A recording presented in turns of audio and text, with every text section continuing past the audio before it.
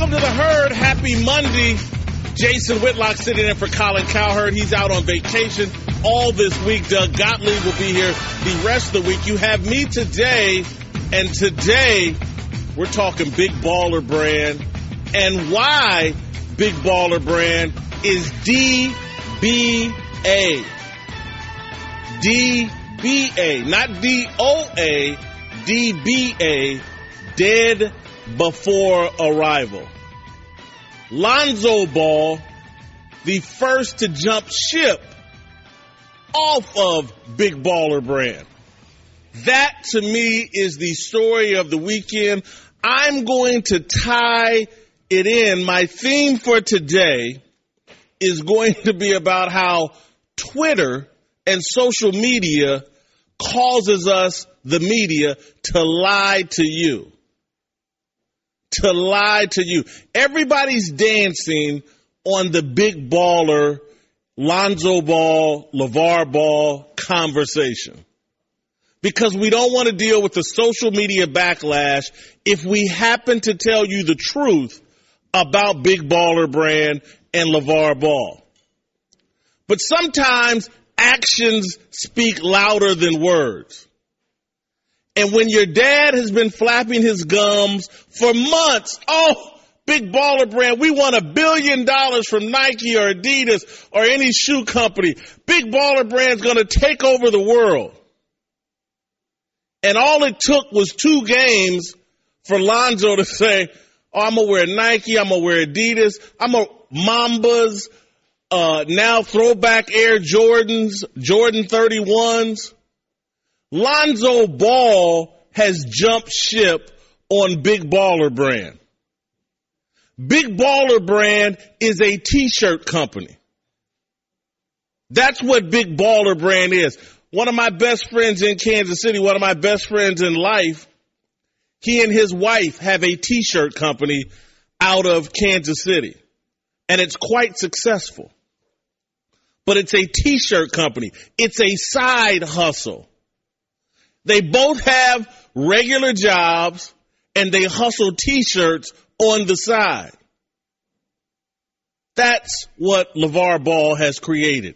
A T-shirt company, not a shoe company, not anything that's worth $1 billion, let alone $3 billion, like I heard him saying this weekend on Chris Broussard's radio show on Fox Sports Radio.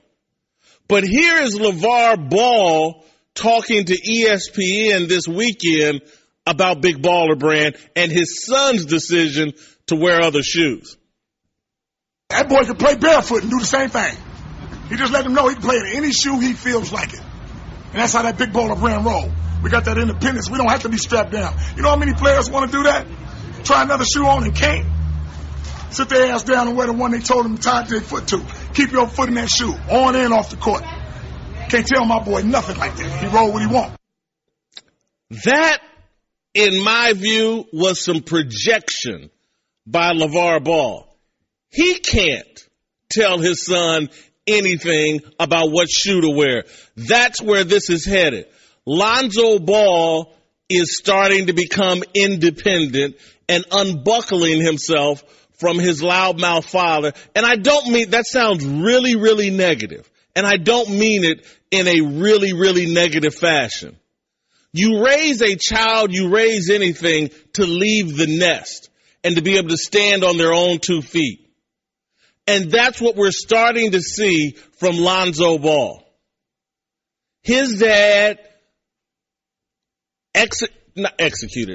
ran his mouth in a way to promote LaVar Ball. This has been more about promoting LaVar Ball than doing what's best for his son. And again, that sounds really, really negative. I don't mean it to be that negative. It's just truthful. And I will deal with the repercussions, the blowback over social media. I could care less.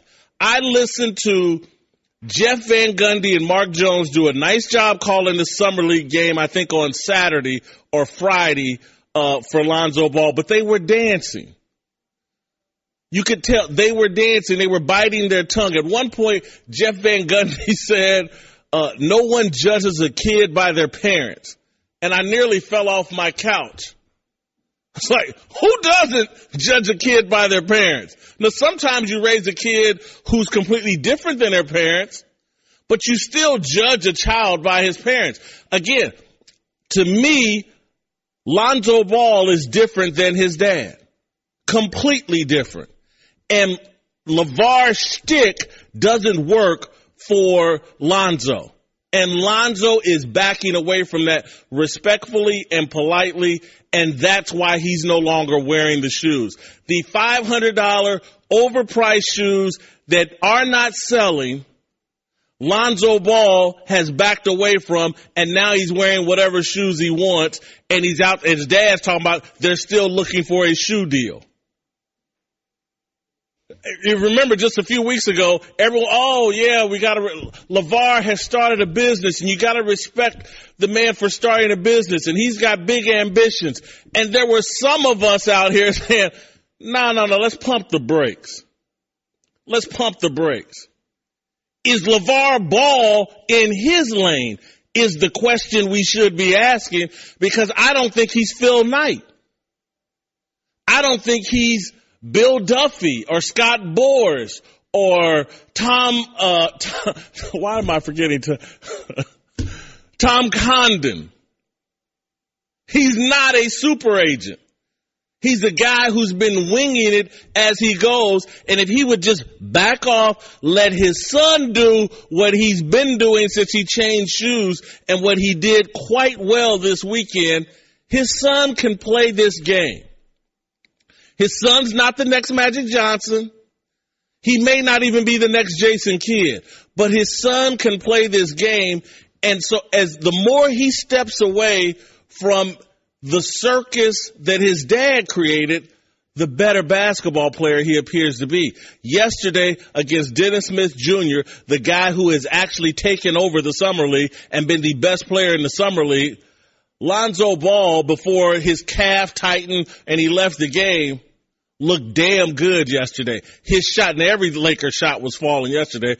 Everybody on the team was knocking down shots. But Lonzo Ball more than held his own and gave Dennis Smith, gave him the business for the 20-some-odd minutes that he was out there. Dennis Smith played well, too. But Lonzo Ball was knocking down shots, passing the ball. He looked like the guy, closer to the guy he's been hyped into being. That's as he marks his independence from his dad, steps away from the shoe deal. Big baller brand, DBA, Dead Before Arrival. That thing, it's a T-shirt company. Congratulations, LaVar. You've created a T-shirt company. Good luck with it. All right, that's going to be my topic of conversation today, how social media manipulates us and takes the media in a very inaccurate, inauthentic direction. We're all, every word that comes out of our mouth, we're thinking about how is it going to land on social media, and it moves us away from being honest. Anybody with a brain could see that LaVar Ball and his antics weren't really about Lonzo, and they were about LaVar Ball and raising that brand. It wasn't about the kid. And again, sounds horribly negative. But I couldn't imagine, I'm going to say this in LaVar Ball's defense, I couldn't imagine being a father, being a man who sired, who raised 3 sons who are this talented in a sport that matters in America. That would make me delusional. That would make me think I'm the greatest person since sliced bread. That would make me think that I had the answer to every question. Men, and particularly men that are in the sports, if you raise 1 son, let alone 3 who are tremendous athletes, it will make you delusional. And hopefully what we've seen from LaVar Ball for the past year is his delusional state, and he will back it up and come back into reality. Let this son go out and blaze his own trail, carve his own path. Let him leave the nest and do whatever shoe deal he wants to do. That's where I hope this is going. That's why I hope we allow this to go. LaVar Ball, not a terrible person. Delusional? An attention whore? Yeah, there's a lot of people like that. He's being humbled by his son. He's being humbled by the market. No one cares about Big Baller's shoes. It's a flop. It's dead before arrival. All right, I'm joined today by Holly Saunders. And Holly, I got to say this. I don't normally sweat on the show. I'm nervous today for some reason. It might be you. I didn't know we were allowed to say attention whore on the air. I had no idea. That's what maybe we're right not. At the top here. Maybe we're not. You know what happened? The Floyd Mayweather Conor McGregor controversy, and if you watched it on FS2, they were cussing and saying whatever the hell they wanted. And I was like, well, hell, maybe. I don't know if that pertains to us, but yeah, let's talk some more about that. What did you think about that? Floyd and Conor? Yeah. I think it's been a great show. I think it's being dissed, and some people, friends of mine, Mike Wise, who works over at ESPN, friend of mine for a long time, Jay Adonde, good friend of mine, works over at ESPN. I've seen these guys criticizing it, and I'm like, and Mike Wise and Jay act like, I don't want to watch the fight, or this makes me less likely to watch the fight. I'm like, come on, guys. Right. It's a fight. People say crazy things in a fight. What did you think of the suit with we'll call it the subliminal messaging that he was wearing? Not the suit I would have worn, but Conor McGregor taking it to another level, as Conor McGregor tends to do. He did. He got my attention. He got me interested in it. I'll say that much. We're joined today by Holly Saunders. I'm Jason Whitlock filling in for Colin Cowherd. When we come back, I have more to say about the Big Baller brand. Chris Broussard is going to join us at the bottom of the hour. Michael Vick is going to join us in the second hour of the show. I'm Jason Whitlock. You're in the Herd. All right, welcome back to the Herd. I'm Jason Whitlock. Still talking about LaVar Ball and Lonzo Ball. Imagine being a 19-year-old kid. You've entered into the NBA. You're the second-round pick in the NBA draft. All of your peers have signed some sort of shoe contract. The rookies from last year, some of the rookies this year, they're cementing their shoe contract deals as they enter the league. You don't have one because your dad has decided he's going to be a disruptor and disrupt Nike, Adidas, Under Armour, Reebok, companies that have been at this for 50, 60, I don't know how many years. Your dad's decided he's going to disrupt them, and he's going to start Big Baller brand. You're going to take on the world. Your dad's qualifications for this are he's a personal trainer, and he played college basketball at Washington State for a year, and he trains you in your backyard. He's orchestrating the disruption of some of the most powerful companies in America. You got to be sitting there. This is crazy. This is crazy. No matter how well intentioned, this is crazy. And those of us in the media have sat here and basically co-signed for this and acted like it's not crazy what LaVar Ball is attempting to do. We've acted like, oh, this is all working out and the hype is good, when we can see that Lonzo Ball is a shy kid who really just wants to play basketball and not be involved in any controversy. The reason why we in the media have lied and co-signed for this, again, goes back to social media. If you just happen to criticize LaVar Ball, prepare yourself for a swarm of tweets of people calling you racist, calling you a hater, calling you all sorts of names because you're sitting there saying, hey, this isn't best for the kid. This doesn't really fit the kid's personality. We're acting like we've never seen helicopter parents before. We've acting like we've never seen Todd Maridovich's dad. We're acting like we've never seen Joan Benet and her parents, and I know that's a really extreme case, but sometimes helicopter parents get completely out of control. And not everybody is Richard Williams, who, again, had some success with his daughters and deserves a lot of credit for that. But that doesn't mean everything Richard Williams did or everything LaVar Ball does or everything my parents did doesn't mean it was the right thing to do. I had great parents, really great parents. Me and my brother, both college educated, never been in a minute's trouble. My brother, very responsible father, husband, the whole 9 yards. My parents weren't perfect. My mother's watching now, and she's about to call me or text me mad as hell because I'm going to tell a story.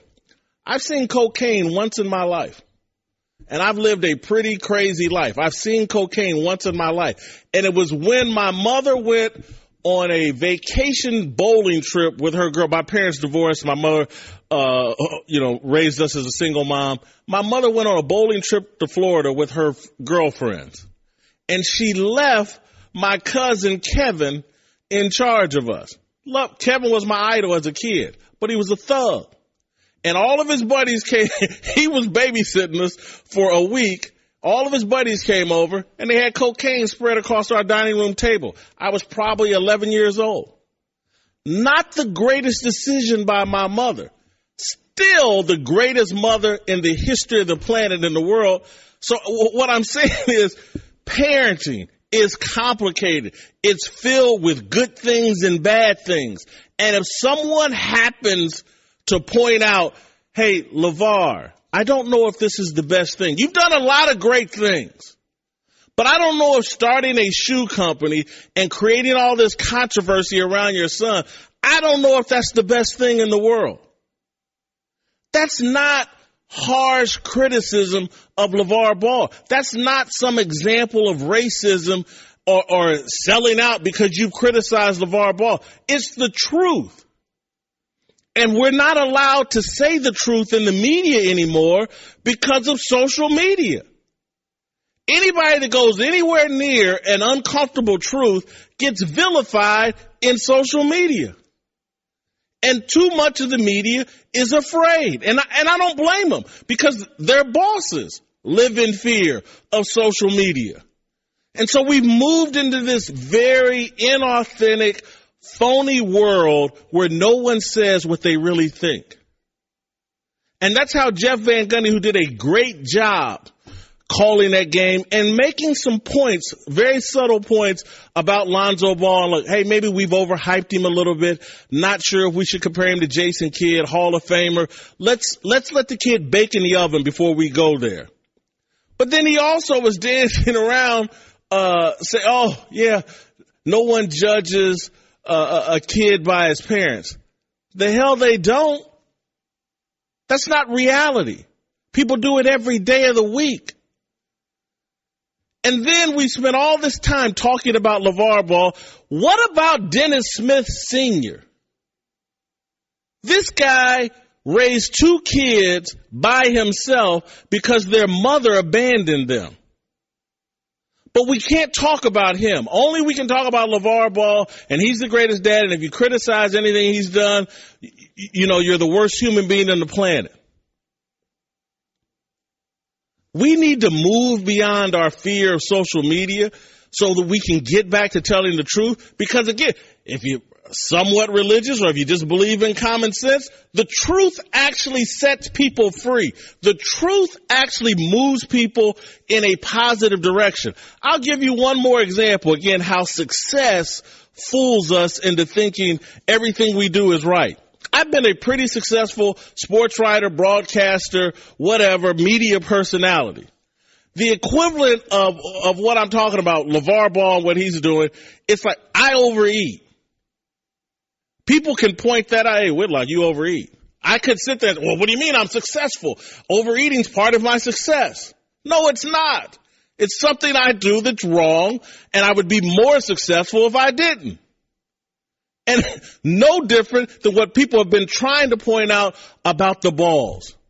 There's some good things here, but there's some things that need to be removed. And LaVar Ball being front and center on this kid's basketball life needs to be removed. All right. Let me read something real quick before I get to Holly. When shopping for car insurance, consider this. Geico has been saving people money on car insurance for over 75 years. So if you're serious about savings, it's simple. Go to geico.com. After 75 years, they know how to save you money.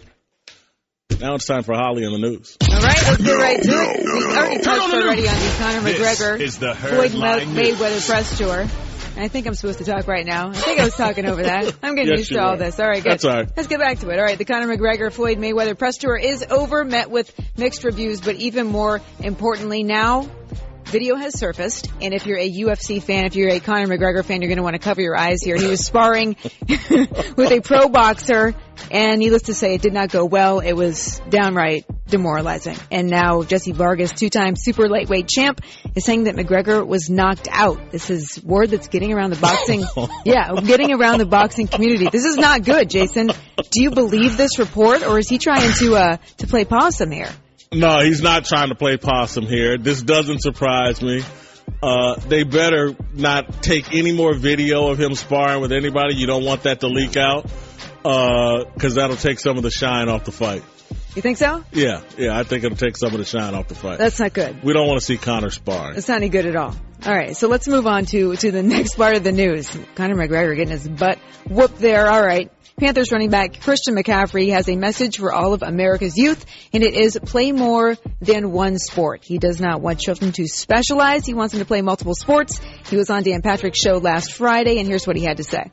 I'm not a fan of locking into one sport. I just think it's so important as a kid to venture off and do multiple things. I look at the lessons I learned in basketball, quickness, agility, leaping ability, hand-eye coordination, and track, obviously, linear speed. It's worth it as a kid to go through that. All right, Jason, do you agree with this? Should kids play multiple sports, or you think if they need to be successful, just specialize? What do you think? Totally agree with Christian McCaffrey. One of the biggest mistakes I made in my life, I was a football player and a track athlete, shot and disc. And my senior year, after I got my football scholarship, I started my downturn in undermining my athletic career. They kicked me off the track team. I was the leading scorer on our track team, but I would rarely go to practice. When I did go to practice, I didn't practice hard because I thought I had life licked. And that was the beginning of me developing really bad habits that hurt me in my college career. And so, I believe you should play multiple sports. Expose yourself to all different kinds of kids, all different kinds of coaching. It's very healthy. See, I completely disagree. I don't think that I would have gotten a Division I college scholarship if I hadn't specialized in golf at a young age. I played basketball, but I knew that 80% of my time was going to be focused on golf. Well, okay, golf is such a unique skill.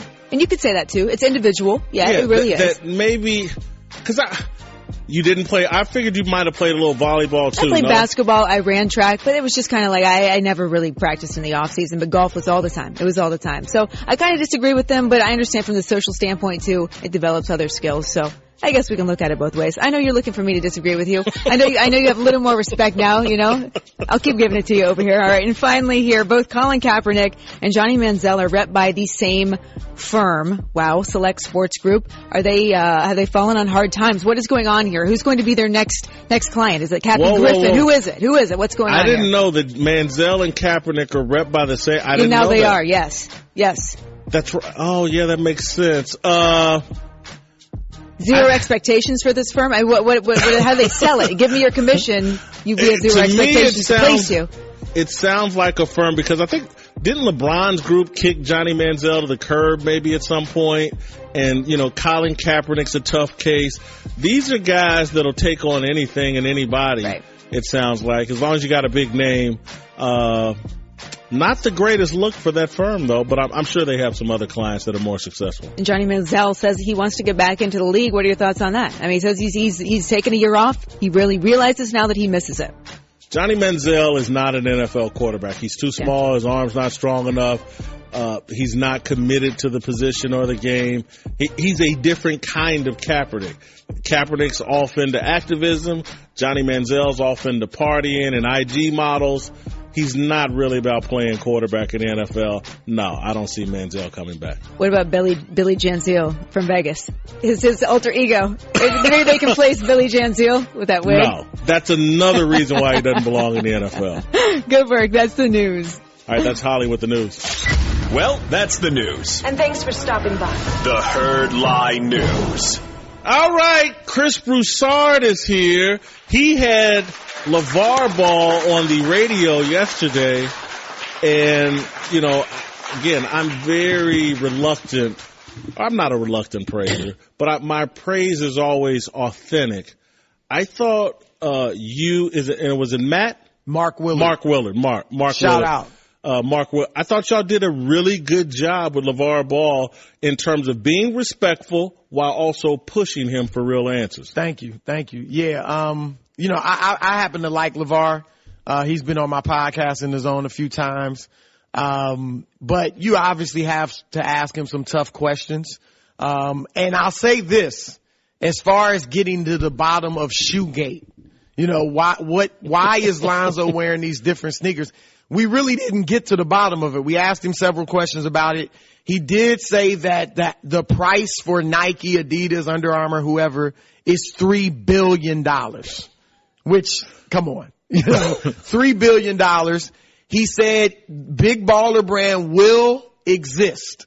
Even if Lonzo were to sign with another shoe company, it would be a partnership where they bought up Big Baller Brand and Big Baller Brand would still exist and that would be the logo on the sneakers and all, so on and so forth. So, but even if LaVar or Lonzo wears Big Baller Brand sneakers, he'll always be able to wear other sneakers because they have freedom there. So I couldn't get to the bottom of anything. Let's hear from LaVar Ball himself. Here he was Saturday with Chris Broussard. Lonzo wears whatever the hell he wants. I don't be like, son, wear the shoe. Nah. If he feel like wearing a shoe, he gonna wear it. And that's the good thing, like I said, about freedom. Look at his feet. Who cares? Son, you can wear some slippers or some Gucci Louis Vuitton biscuit shoes out there as long as you win. I don't know if that was his message before Lonzo was wearing the big ball. Chris, let me put a positive spin. I think Lonzo is distancing isn't the right word, but expressing his independence from his dad. I agree. I mean, I'm not saying there's beef there. I don't think there's any beef there. I haven't seen any evidence of that. But whatever is the motivation for him wearing these shoes, whether it's marketing, whether it's just him wanting to do it, it's a good sign because it is a sign of independence and him moving away from his dad's shadow and to be the leader of the glamour franchise in the NBA and to become the player he can become. That's what he's going to have to do. So I actually do think, I agree with you. I think it's a good sign. Listen, I think some people will hear me in first part of the show like Whitlock's really beating up LaVar Ball. But I want to tap, you're a parent of two daughters. And it's different because they haven't, I don't think, fully yet expressed their financial independence. No, but they haven't. Yeah. And if you want to, Alexis and Noel, go ahead. But what kids will do, hell, starting at 12, 13, 14, and certainly by the time they're in college, they will start expressing their independence from their parents. Yeah. Yeah, no, there's no question about that. Usually teenage years, that's when it happened with us. We obviously have great relationships with our girls, but you know, they definitely want to establish a little independence, and that's good. You want them to become their own person. You don't want them just cowering underneath your shoulder all the time. But it can be, you know, a different experience for a parent because you have to get used to that. Well, and this is why I never saw this Lonzo LaVar pairing working over the long haul, because now you've dumped several $1 million on Lonzo. He can pay his own bills. He can buy his own car. He can live in his own house. And I don't see the personality match between Lonzo and LaVar. Lonzo strikes me as a kid who really doesn't want to be in controversy. He just wants to play ball. He is. I've compared his game to Jason Kidd, and I think his personality is similar too. Jason Kidd was not vocal on the court, even though he was clearly the leader and he ran the offense to perfection and so on and so forth. He wasn't verbal. He's not verbal as a coach either in Milwaukee. And Lonzo looks like he's a similar player. He doesn't have Magic's, you know, smile and effervescence and all that when he's on the court.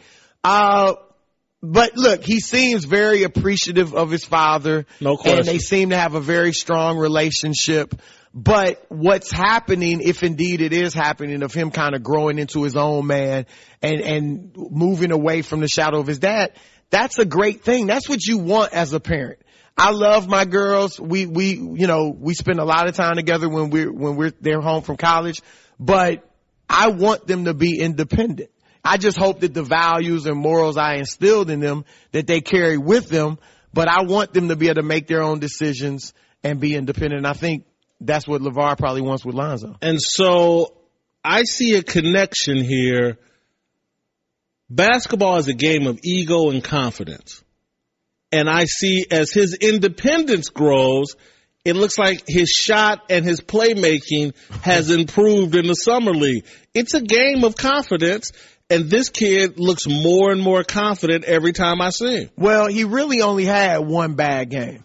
I disagree. What else was bad? His shooting has been Well, he abysmal. hasn't shot well, but I think people that have followed him knew that's not who he is. I'm not saying he's Steph Curry. He's not that type of shooter, but he is a good shooter. You could see in college, he's a good 3-point shooter. He's not a mid-range shooter, so I knew he wasn't a 20% shooter.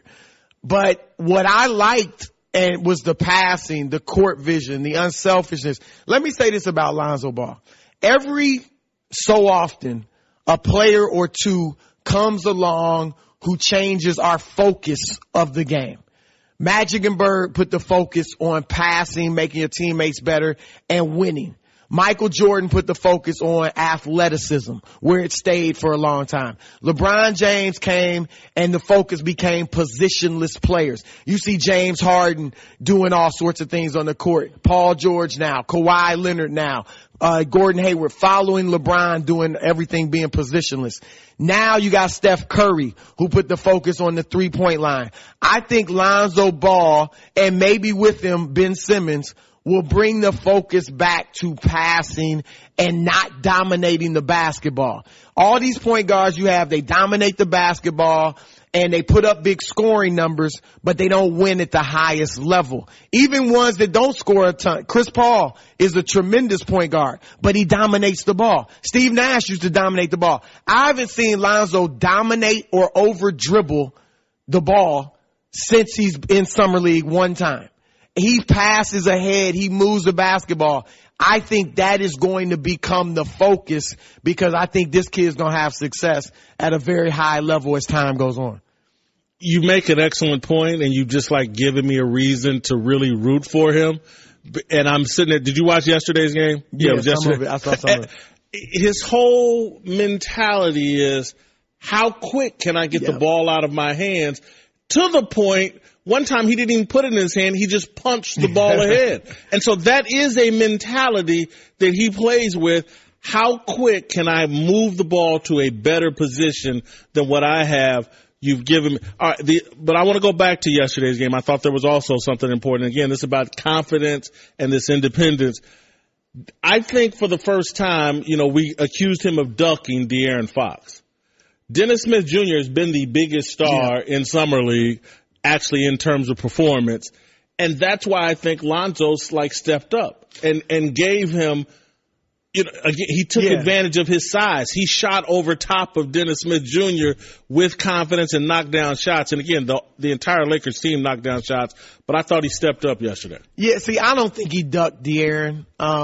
I don't think he would have gotten to this level if he was afraid of another player, particularly a player his age and his class. I mean, what would he do against Chris Paul and Steph Curry if he was afraid of De'Aaron Fox? And I know that teams sit guys in Summer League. Yep. Last year, Ben Simmons sat 3 of the 8 games. So I didn't put that on Lonzo, but as you said, a lot of people did. And yesterday, you definitely wanted to see that matchup with Dennis Smith Jr. because you said it. Smith Jr. has been phenomenal. He's got some Russell Westbrook, Derrick Rose type explosiveness at that point guard position. I think he's going to be a guy that eventually, who knows, we'll see if he does it next year, but he comes in and puts up big numbers, kind of like a lot of the point guards that we see today. He's different from Damian Lillard, but that type of point guard, Kyrie Irving, Russell Westbrook, all these guys that put up big scoring numbers, Isaiah Thomas.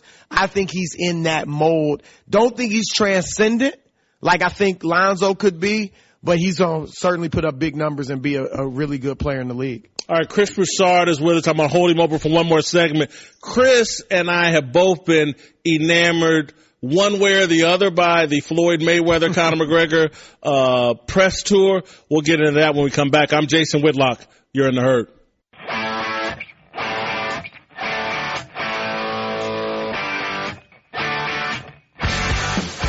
All right, welcome back to the Herd. I'm Jason Whitlock, filling in for Colin Cowherd. Sam Batesh, set the table for this conversation we're about to have about Floyd Mayweather and Conor McGregor. Life is so good. How do I look? What the is he wearing? He looks like a little break dancer or something, a little 12-year-old break dancer. What the He's 40. You're 40 years of age. Dress your age. Carrying a school bag on stage. What are you doing with a school bag on stage? You can't even read. All right, Chris. A couple of friends of ours, Mike Wise, Jay Adonde, I saw them over Twitter saying because of the press tour, they're less likely to watch the fight. I'm gonna call, text both of them and say that's BS. Nope. This makes me want to watch the fight.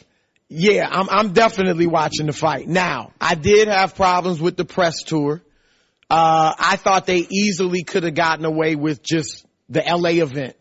Anyone who was on the fence about whether or not they were going to watch this fight after the first event in LA, they were on board. And you could have stopped right there. I would have rather have seen, say, 2 press conferences, one now, and you, instead of giving them monologues, where that's where it got out of hand, you just let them sit on the dais, separated by someone in the middle, and answer questions from the press. And then you could have done another one a week or 2 before the fight, and that would have been enough. I think they put the boxers in bad positions. They're not stand-up comedians. For 4 straight days, they had to come up with material, and it just got too vulgar, and there was just juvenile name calling, and obviously both of them went too far with different slurs. Jason, I feel like we have never in mainstream American sports seen anything like this. And I hope we never do. Now, I know you want to bring up Tyson with eating Lennox Lewis's kids and, threatening them with torture. Exactly. Here's the thing, though. To me, this was different in that when Tyson made his comments, it was either a post-fight interview in the ring or it was kind of a scrum kind of at the end of a press conference where it was kind of things that gone haywire and he's yelling at this reporter from the stage. My point being, those seem like it was just this rebel outlier who'd gone off the rails. It didn't feel like it was sanctioned by boxing and adults. Whereas this episode, whatever you want to call it, with the 4-day tour, with Showtime executives, Leonard Ellerbe, Dana White, all these guys sitting on stage and giving them this platform, it felt like boxing was condoning this type of behavior and these types of comments, and that just, we've never seen that in mainstream sports, and I hope we never see it again. And so would you have been more comfortable if they had music executives sitting on stage while rappers cussed and said all kinds of crazy things? Where is this going? I would not. I mean, you know what? I feel like it's our culture. I mean, I love hip hop music. You and I remember when hip hop music was just as hard, just as tough, just as powerful without all of the cursing and all the vulgarities. That's how we grew up with hip hop. Now it's gone, to me, it's gone way too far. But look at our president. Look at the presidential campaign. Hillary Clinton versus Donald Trump. They did some of this stuff without the cursing. I mean, I think our whole culture has gone way too far. And you're right, this is not the cause. This was just another example of how we have lost all civility and decorum And it's hit not only the boxing sport, but it's hit our political arena. It's hit our entertainment industry and so on and so forth. And so there have been people like me, and we only got like 90 seconds here, people like me that have been saying about hip hop and about pop culture, it's like, wow, you really can say all these things in music and no, it's going to lead to this and what we saw in our politics. We just keep lowering and lowering the bar. And I don't know, again, for people to, this is where people draw the line. Floyd and Connor. I'm like, You're right. This ain't it. You're right. And hip hop's not the cause. That's just another symptom as well. But yeah, our culture, I agree with you. Let's not put it on these guys as bad as this was. But we should look at this as a sign and really start turning back. But it's hard. Once the cat's out of the bag, it's hard to come back. People don't want to hear Will Smith, the Fresh Prince anymore. And again, and the problem here is, Chris, you're saying they should have stopped, but they're saying why? Everywhere we went, the arenas were packed. People were enthusiastic. I know people watched FS2. They found that network to watch. So again, this is a byproduct of capitalism and the market. And, there's no, again, you said it all. Civility's out the window. Decorum's out the window. It's whatever, if you got to put out a sex tape to become the Kardashians. That's right. Put it out. That's right. And when this fight sells through the roof, don't be surprised if the next big fight, or the next football game or whatever. All right. I'm Jason Whitlock. Michael Vick is next. All right, welcome back to The Herd. I'm Jason Whitlock sitting in for Colin Cowherd on this Monday afternoon. Holly Saunders sitting in for Christine Leahy. All right, listen, I am really, really excited about this next guest. Michael Vick, the former NFL star, is about to join us. I don't know if Mike was listening earlier in the show, but I told a story about my cousin Kevin. Hope he's not watching right now, but he don't care. I'm just telling the truth. I told a story about my cousin Kevin. I'm not going to go all off into my family history, but I was not a Michael Vick fan in Atlanta. I was a Michael Vick fan post incarceration. I was a Michael Vick fan once he got in trouble, and it's because of my family history. I was talking about my cousin Kevin. Idolized him as a kid. He solved a lot of problems for me when I was a kid. I'll never forget, I was probably in 4th or 5th grade, and I was a big kid, but a kid that was 17, 18 years old bullying me, and my cousin had just got home from the joint. Little dude, but man, he was prison swole. And he came over and told this dude, you keep messing with my cousin, I'm going to come back over here and kick your butt. Love this dude. Again, my mother made the mistake of having him babysit me and my brother for a week while she's on a bowling trip, and it's the only time I saw cocaine in my life. It was spread out all over our dining room table. All of his friends were there. I was probably 11 years old. The dude had me smoking weed in the car with him and his friends at 11 years old. My mother's the greatest person in the world. I know she's mad at me right now for telling this story. But anyway, because of my full understanding of how hard it is to transition back into the mainstream society after incarceration, I became the huge Michael Vick fan.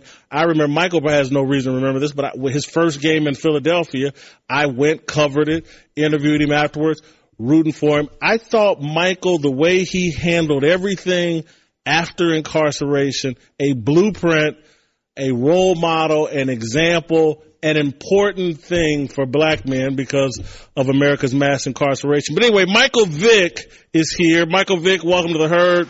Come sit on the couch. One of my favorite people, let alone football players of all time, just because of the way you've handled things after a big mistake. Who were you in Atlanta, and when you look back, dealing with the fame, the money, the adulation, do you look back and say, oh man, I was headed for trouble, and maybe getting in trouble is not the best thing that could happen to a person, But some people, that's the only thing that stops them and sends them another direction. Yeah, for me, I was almost in a place where I was always trying to find myself in terms of leadership. Like I said earlier, in terms of being a philanthropist, wanting to, give back. So many things I wanted to do, but didn't know how to approach it. Arthur Blank always told me, lean on me in regards to things that you want to get done, things that you want to happen, goals, aspirations outside of football. And I just didn't know how to approach it. And it took a long time. It took for me to be incarcerated to set a new criteria of goals. Aside from football, the football was easy. You want to score touchdowns. You want to play in Pro Bowls. It was all about helping kids and setting a new tone and different dynamic. This is a very stupid question. I feel stupid asking, but I got to ask. Was incarceration a good thing for Michael Vick? I would say incarceration was good for me because, and I wouldn't say it's good for everybody. Yes. I was living with a lot of demons.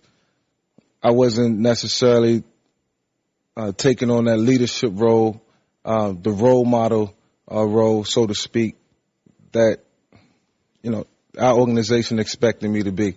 On the field, yes, I was doing it, leading by example, but not off the field, which I think is just as important. You go to Philadelphia, Andy Reid, Jeff Lurie, the owner, they wrapped their arms around you. What was that like? What was when you came out of prison? What was the entire experience? Just Tony Dungy, I think, was the first to wrap his arms around you and help you get back into the league. What was that like? It was tough. You enter in a situation where it's just the unknown. Perceptions are different. The world is 90% perception, 10% reality. So I had to change that in a sense. Good thing I had great people around me who was pulling for me, who wanted me to do well. Understood the impact that I could have outside of the game of football, which we all thought was important. I knew it was important. And just being a role model, doing something different, not being known for just the guy on the field. And that was one of the goals I set when I was away. How important was Tony Dungy in getting you back into the league? If he hadn't stepped in, do you think you would have gotten back in? Coach Dungy played a major role in me being able to come back and play in the National Football League. He came and seen me about 4 months prior to my release, and we just sat down for maybe 2 hours and talked about everything that I wanted to do moving forward, coming out. What type of impact I wanted to have, on a lot of kids and just the masses of people. And I thought that was just extremely important to him. I thought it was important to the community of Philadelphia and, especially to my teammates, showing them that I could be a role model. I was a changed man leading by example. You were a tremendous leader. You played very well in Philadelphia. One season, I remember 21-6, 8-3 record. But more than anything, your leadership actually overshadowed your on-field performance in Philadelphia. And I know you took some flack for it. And the Undisputed asked you this question. I want to ask again. You kind of stood up for Riley Cooper in a situation where, for those of you that don't remember, Riley Cooper, white wide receiver for the Eagles, drunk at a country music concert, threatens. I don't know where they was at. Yeah. Threatens to fight someone, calls them the N-word. You defended Riley Cooper or defended him staying on the team. Why? Well, I honestly thought that, listen, this is not Riley as a person. I know him. I've been around him for the last 5-6 years. Multiple conversations, spent time with him in training camp. He knows my family. I know him. I just didn't see that side of him. But I guess when tempers flare, people get upset. Anything is bound to be said or happen. So that part didn't strike me, didn't catch me off guard. What really took me aback was the way my teammates reacted. And I wanted to smooth everything over because I knew. How did they react? Oh, they was upset. You know, every single one of them. And not just the black guys in the locker room. You know, the white guys in the locker room as well were very upset, you know, at Riley. And listen, he almost just turned into the black sheep instantly. Like, nobody wanted to talk to him being in the lunchroom. He's sitting by himself. And I just took a different approach, took a different stand, you know, for everybody overall.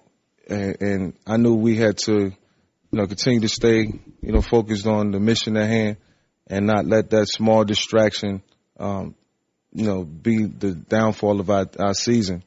Mike, you said something very real that I hope didn't fly over people's head, is that in an argument, tempers flare, and people say a lot of things. And people can make a mistake, and that doesn't define them totally. Right. That just defines them in that moment doing something stupid. And that's where I was on Riley Cooper. I've thought about the dumb things I've said in a fight or in an argument. You know, well, that's the question I posed to all my teammates. Like, look, let's be real. We've all said things in the spirit of the moment that we wish we could take back, that we really didn't mean. And our emotions got the best of us. Let's just be honest.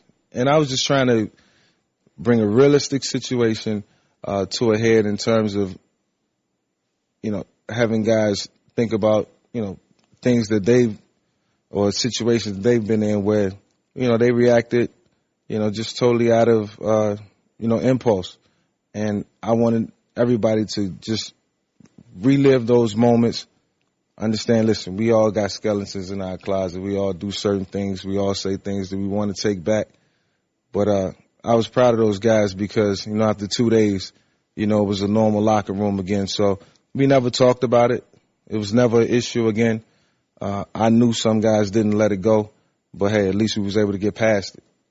We're joined by Michael Vick. Michael, I want to stay in this for a little bit longer. This a little bit uncomfortable, but I got to keep it real. Keep it 100. I'm from, again, I know all sorts of people. Yeah. I know guys that are still involved with dogfighting. I know, and again, it's not that I condone it, but I know the culture where people can come from, where they think that's okay, and they have to learn and be taught different. And so when I hear you talk about Riley Cooper, I think back to when the thing happened with you. I was like, don't condone it, don't agree with it, but I know how this can happen. I know how you can be a part. And particularly, I used to live in the South. Yeah. And that's not an excuse for Michael Vick. It's not an excuse for anybody. But it doesn't define who Michael Vick is. Yeah. It's more reflection, and I don't want to sound like I'm making excuses because I'm really not. But so many people in the media, and I don't want to get you crossways with the media, but so many people in the media just don't know. They don't know where people come from. Right. And it's not for everybody to know. Listen, I mean, people come from all different backgrounds, and the baggage you bring with them, that's totally, they bring with them is totally up to them. You know, it's almost your responsibility to navigate, you know, as you grow older, to see life in a different perspective. You don't always have people who can help you in that regard, but I think we see enough. You know, I think when you dream and, you know, you aspire to be an actor or a professional football player or NBA player, you have to take a different approach. Your steps and your path has to be different. And for me, you know, I became a product of my environment. You know, not intentionally. I didn't want to be that way. I just got older and I felt like I should have known better and I should have did better. You know, even being 26, 27, you know, the tough part about my situation, I had everything in the world and I still, you know, condoned in it. Everything in the world, and I don't know this, I'm asking the question. But not priority, you know, that's tough. I don't know the answer to this question. I think I know, but I don't know. Did you have a father growing up? Yeah, I did, but we wasn't, my high school coach was more so like my father, mentor. My dad was more so a provider, not necessarily the leader that I expected him to be or wanted him to be. But I didn't fault him for that because he became a product of the environment as well. All right, we're joined by Michael Vick. I'm going to keep him for another segment. We're going to get into Colin Kaepernick, Cam Newton, hear Mike Vick's all-time top 5 dual-threat quarterbacks. I'm Jason Whitlock. You're in the hood. All right, welcome back to the herd, the H-E-R-D, not the H-O-O-D. I'm Jason Whitlock filling in for Colin Cowherd. Holly Saunders here filling in for Christine Leahy, and Michael Vick is here keeping it 100 with us. Michael Vick, the former NFL star, since it's at the top of the news, Ezekiel Elliot for the Dallas Cowboys in a bit of trouble. There have been rumors that he's going to face suspension, and now there's a story that he knocked out or beat up a DJ at a bar. How concerned should the Cowboys be about Zeke? I mean, obviously it should be some concern because Zeke's a young superstar in this league. And at some point he's going to have to act appropriately. We don't want to see a young talent like him spend a ton of time on the sidelines for, self-inflicted reasons, unnecessary reasons. He has a lot of potential to be the best running back to ever play the game. I know that's saying a lot because there's so many guys that can't come before him. But when you look at the type of talent and the team that he's on and everything surrounding the Dallas Cowboys and now going into the future, he has to grow up fast. He has to become a leader early. I look at some of these young people, and just like I looked at yourself when you entered the league, the money and the fame sounds like the greatest thing in the world, but it can also be just a huge burden for a young person. There's no way to prepare for that. It's a gift and a curse in a sense. I mean, you're 21 years old with millions of dollars, and it's hard for people to tell you what to do.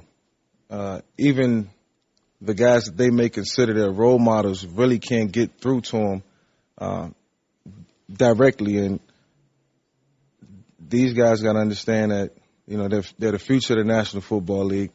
But the people in the high power are not going to continue to tolerate the things that happen off the field. And it's such a distraction. It has to be contained. It has to be contained. I know Roger's trying to do everything that he can. But you don't want to see these guys suspended. The fans pay their money to see these kids play. And that's what it's all about. So I say we because, former player, but they have to understand that, look, it's not about me. It's a collective effort. You represent, organization, and you have to represent them well. You watch the TV show Game of Thrones for any reason? No, but I've heard about it. I think I'm going to get into it. So I like to use the analogy. Early on, they had a King Robert Baratheon. And he basically died from excess. His life was so good. Bring me these women. Bring me this food. Bring me this wine. And that'll kill you. Yes. And so I look at young people that become famous and become wealthy, and they become little kings. And it's the hardest thing on your ego and on your mind. You almost think of yourself, and I'm just saying it figuratively, you think of yourself as a god. Yeah. Because you have the power with that fame and wealth to make a lot of people happy. Oh, Mom, you want a new house? Got you. Oh, Auntie, you need a new car. You got a nephew, a niece, a cousin that needs their college tuition paid. Yeah. You become that provider for everybody. And that does something to your ego. It makes you think you're more than what you are, just an individual person. And you have the world at the palm of your hands. And you can go anywhere you want to go, buy anything you want to buy. And, that just happens, overnight for some kids. And, yeah, we work hard for it. The fame and the splendor is excellent. That's the reward. But it's still a ton of work that has to be done in between. So you can't just enjoy your off season. Your off season has to be predicated to, tons of hard work, whether it's, you working out, 4 to 5 days a week, working out with your teammates, doing a little off the field work, breaking it up, maybe spending some time with kids or football camps. You got to find ways to be productive in different settings. And I don't think it's enough of that out there right now. A lot of these guys have to be mentored, and they really have to look up to the guys that came before them in terms of what they're doing. And you still have guys who are doing a remarkable job. I look at Russell Wilson and the things that he's been able to do, in terms of on and off the field. He's a total champion, all the way through.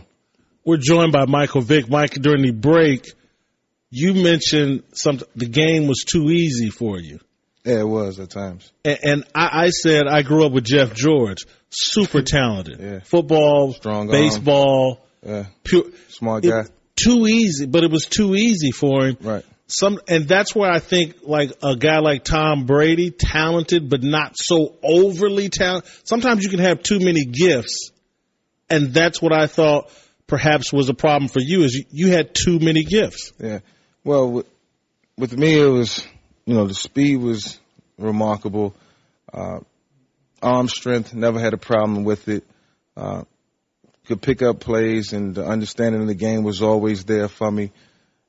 So the game came fairly easy. So it was times where I didn't really know what to work on. It wasn't until I got with Andy Reid where it was multiple formations. It was different concepts, different ways to get the ball into the hands of the receivers and the running backs, and beating the opposition, mentally. So it was a different challenge. So when I went to Philly, it was, a different form of game planning and preparation and study. When I was younger, it was just go out and just run through the defense, run through anybody that steps in front of you, or find a way to make a miss. It wasn't pass protections. It wasn't picking up the blitz. It was early when I had Dan Reeves. And then we kind of sort of got into the Wildcat, and, different forms of offenses started to evolve and take over. But, at the end of the day, it was all fun. I wish I can go back to that day and time and really do it different. But towards the end, the latter stages of my career made me appreciate, the things I didn't do in the beginning, because I was able to do it at the end. Cam Newton, a 6'5", 260-pound version of Michael Vick. Do you ever look at Cam Newton and say, damn, he's got the same thing going on, not off the field, but the same thing going on the field as I did? Yeah, I look at Cam sometime and be like, man, I wish I had his size. Things I would be able to do.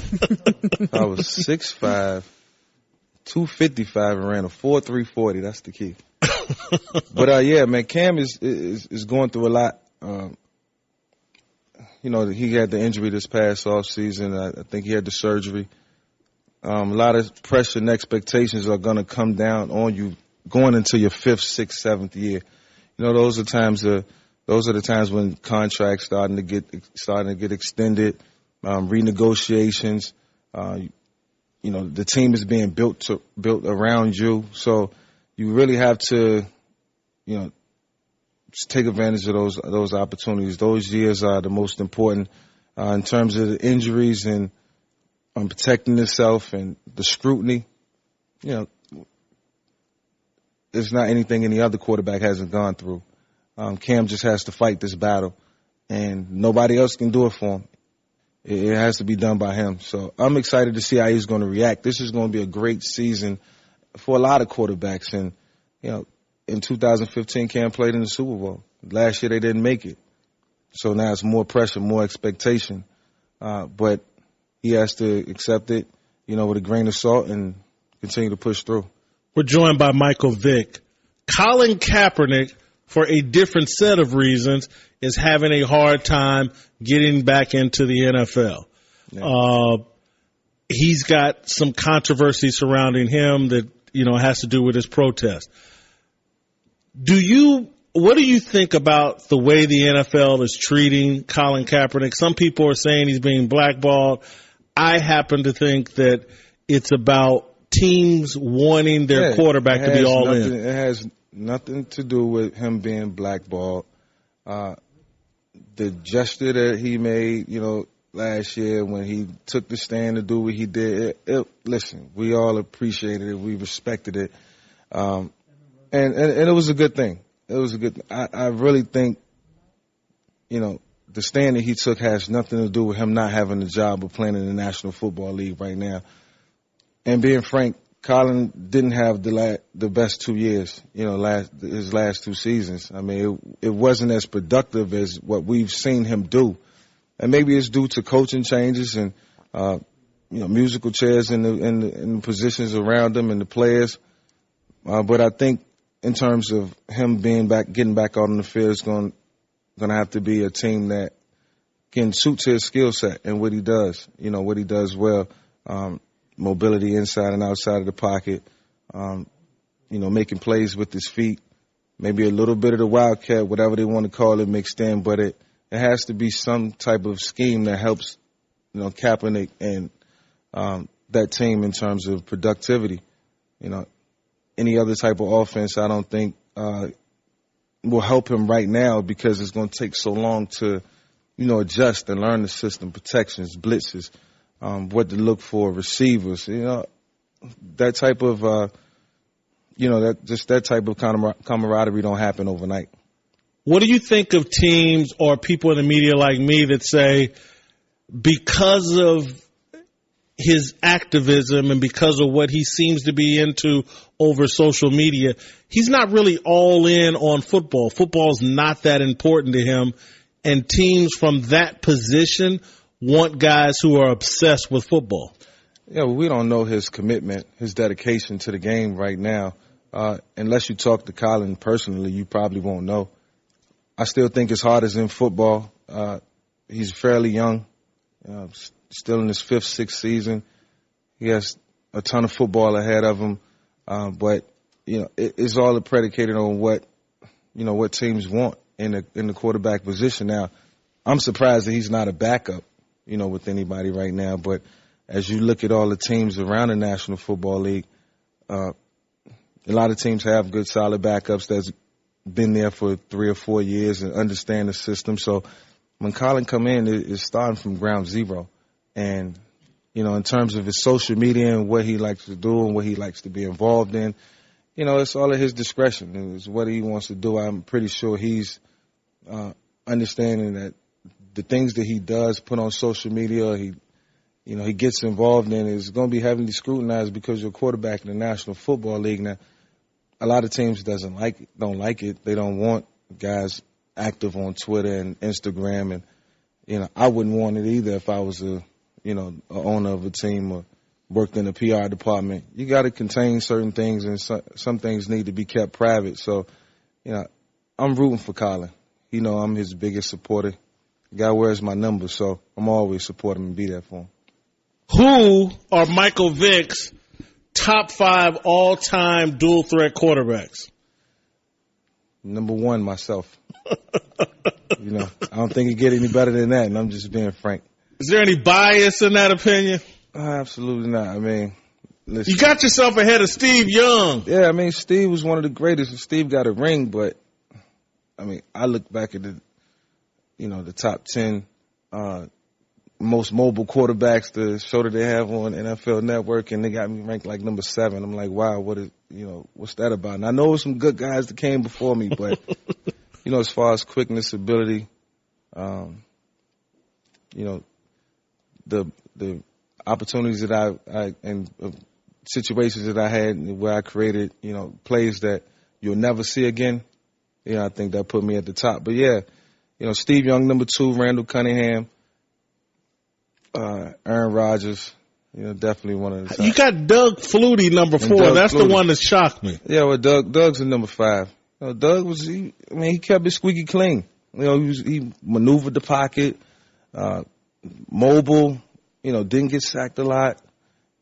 Played real consistently for the Chargers a couple of years. I can't remember too many others. So he played in Buffalo, had some good years there. And, you got to think, man, the guy was only 5'8", 5'9", and very impressive. Very impressive. All right, well, that was Michael Vick. Michael, thank you so much Thanks for having me. Great interview. Great stuff. Now it's time for Holly Saunders in the news. No. Turn on the news. This is the Herd Line News. Okay, let's get right to it. The American Century Championship wrapped up yesterday in Tahoe.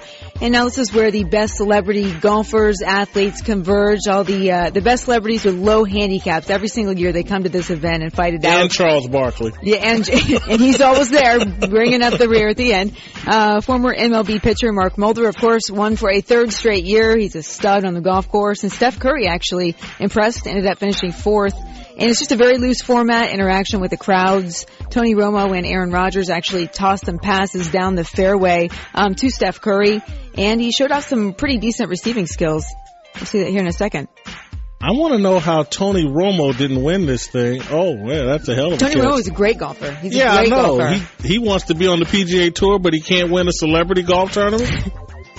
Huh? This is like it's called a modified Stableford format, so it's just based on points. And look, they're just having fun. Like, he probably wasn't taking it too seriously, but you know how fragile Tony is? Are you surprised that he didn't injure himself just tossing these out there?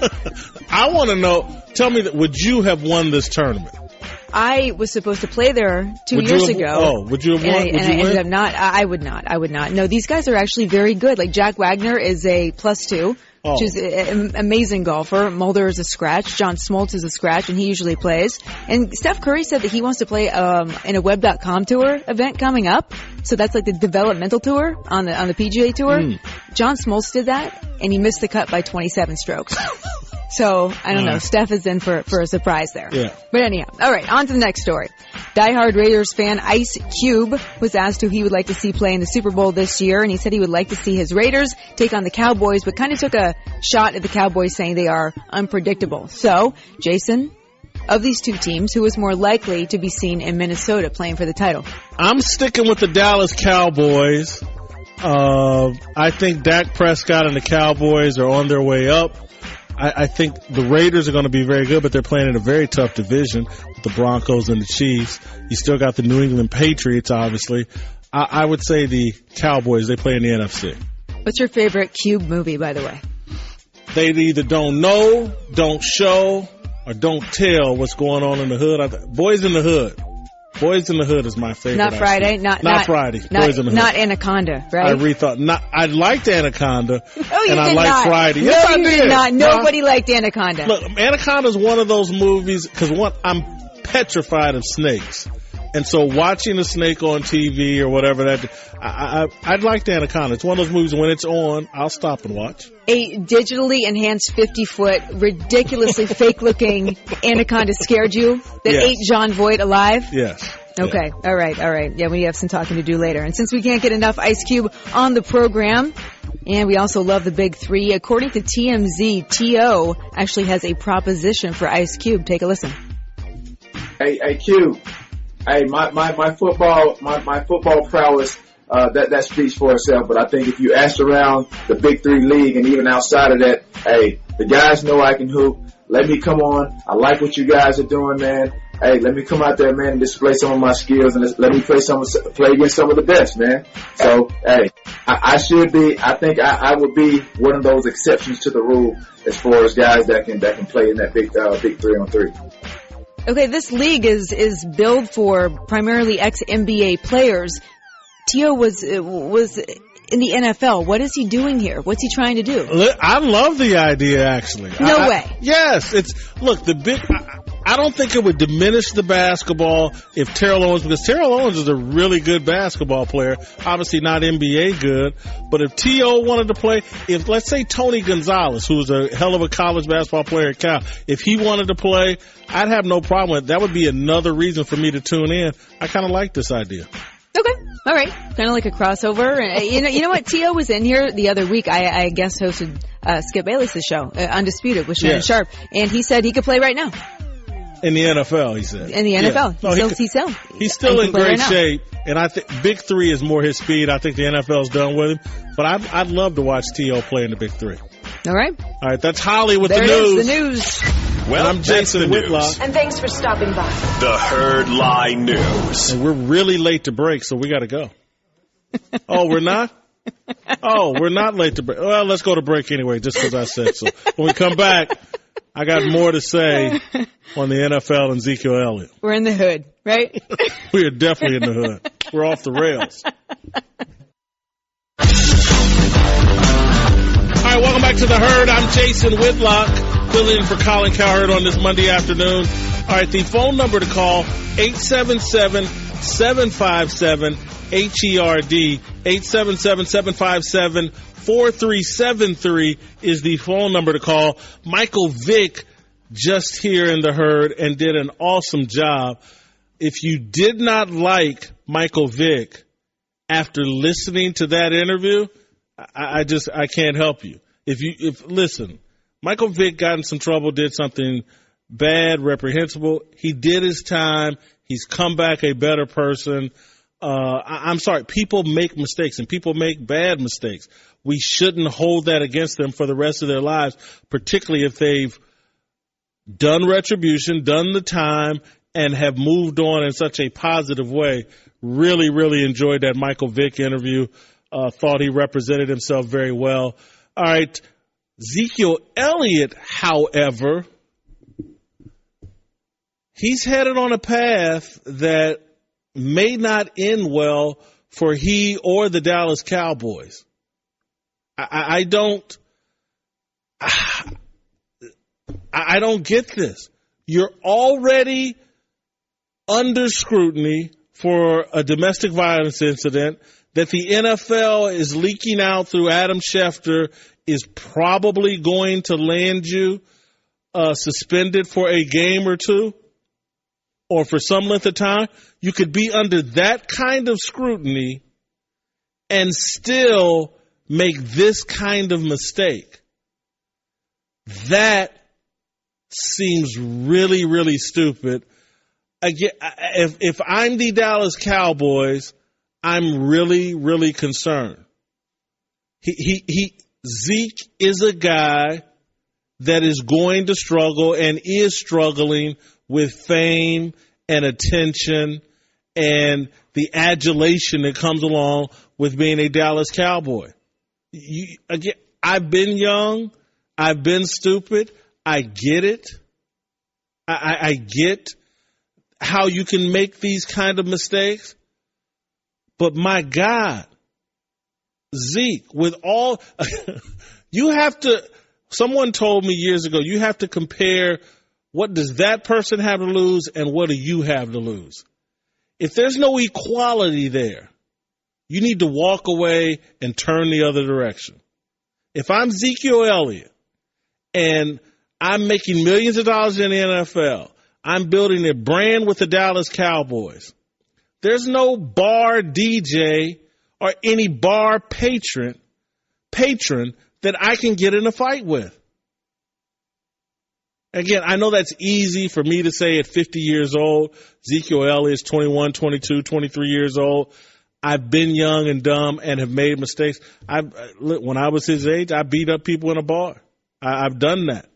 But I wasn't wearing a Dallas Cowboy uniform, and I wasn't making millions of dollars, and I didn't have a ton of media scrutiny on me. All right, Alan in Jersey, welcome to the herd. Hey, man, how's it going? I like you. I think you're very good. I think you get a lot of flack, but to the issue at hand here with Zeke, I think that first of all, the word entitled comes to mind. Now, I think that he's got to bring it down. You know, he's got to reel himself in. I think the league should give him a 6-game suspension. I think enough's enough. You know, they let him get away with the sexual assault. I mean, maybe details we don't know. Let him get away with the incident in Florida. Now this, I think, 6 games. He deserves 6 games. 6 games? Hold up, man. Let's pump the brakes. Let's get all the information first before we go 6 games. Fair enough, but this is my take on it. I think that the Cowboys are at their best, and the league loves that. Of course, the league doesn't want to see the Cowboys, Super Bowl favorites, get hit hard. So I don't think, and for his own good, I don't think he's going to get the lesson or the punishment he deserves. I think 2 games is not enough. I think it's got to be 3. You really should go for 4. I think you need to send a statement to this kid. I'm the same age as him. I'm no older or younger. We could be brothers. So I understand what it's like to be young and dumb. All right, I messed up too in my past, but you have to make sure that at this point in his career, he understands that he can't take this for granted. You know, it's not a joke. And if he gets off easy, I think that we could be having the same conversation. I mean, Ohio State got off easy. All throughout his Ohio State career, and even up to this point in the league, he has not been properly punished for some of his transactions. Alan. Thank you. James in Kansas City, welcome to the Herd. Yo, man, what's good with you, man? What's up, James?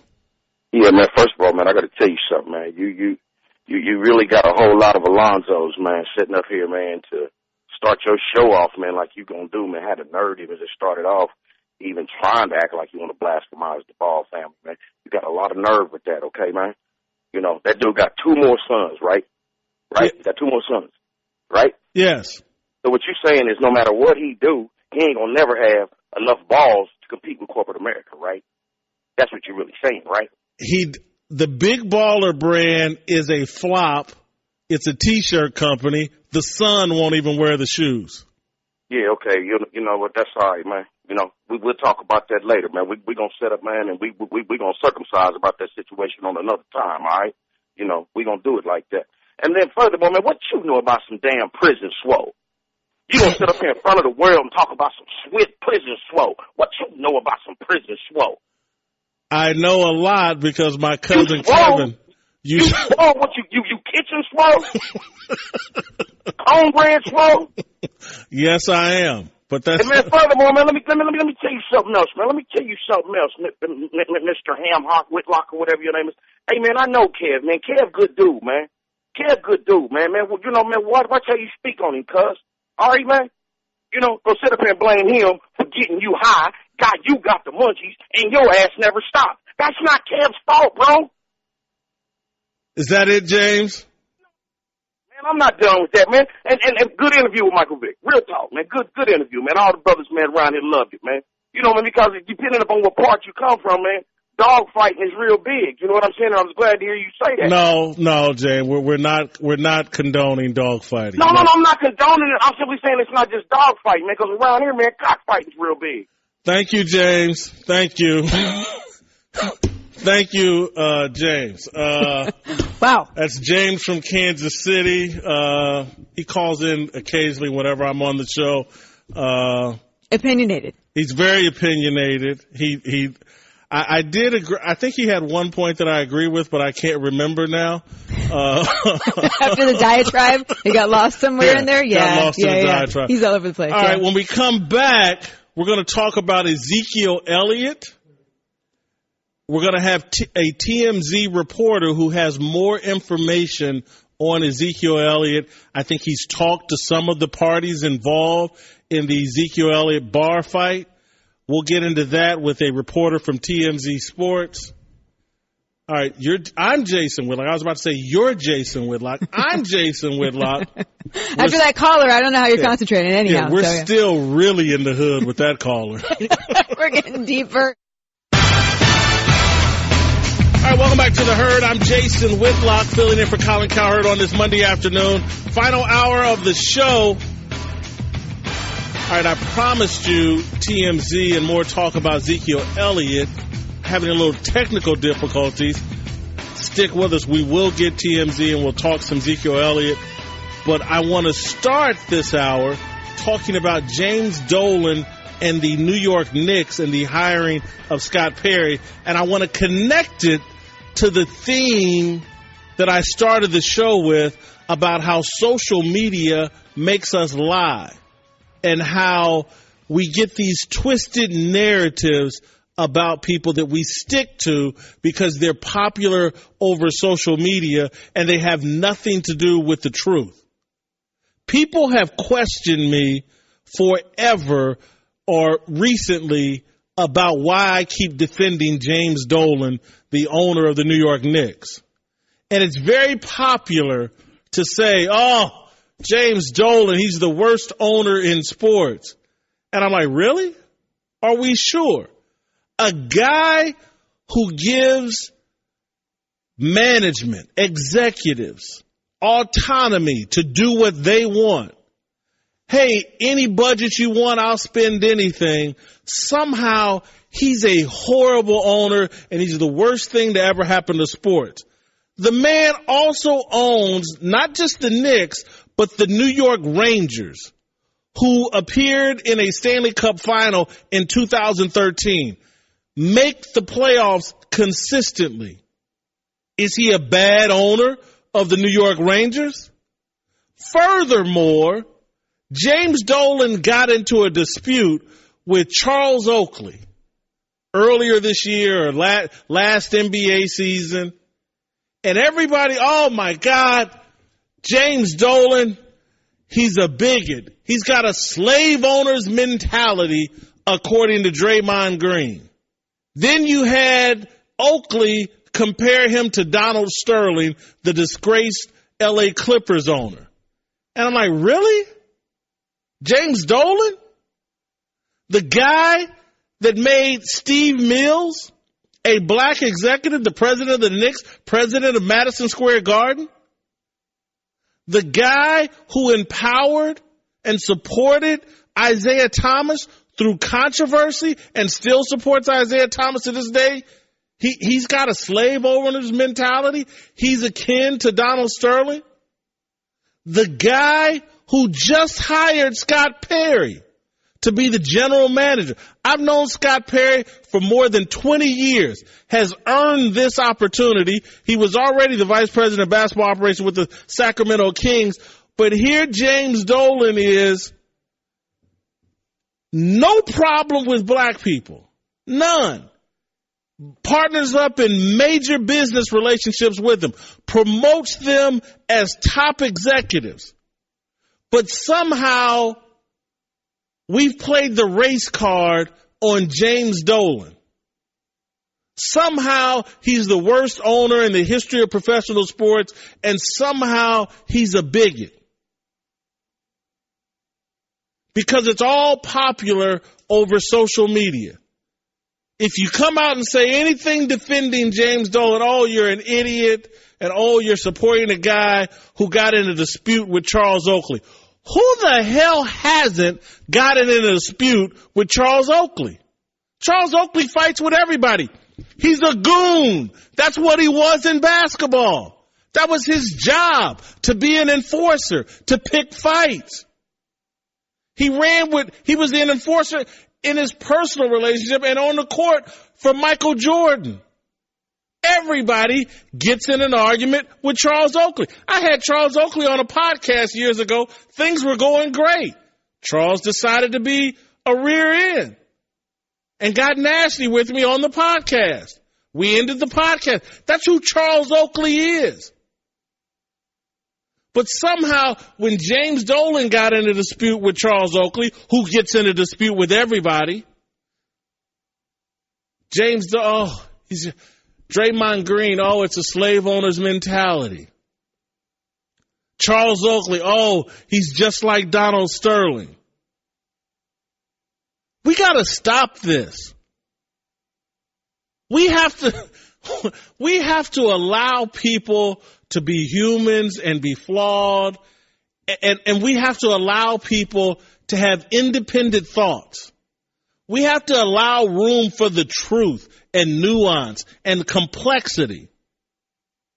But the entire media, sports media, regular media, we're addicted to Twitter. And we're addicted to whatever narrative is popular over Twitter. And we live in fear of being criticized over Twitter. Oh my God, what if our bosses see it? Oh, this would be terrible. And because our bosses overreact. Twitter is a lie. Social media is a lie. It's not reality. It doesn't allow for the truth.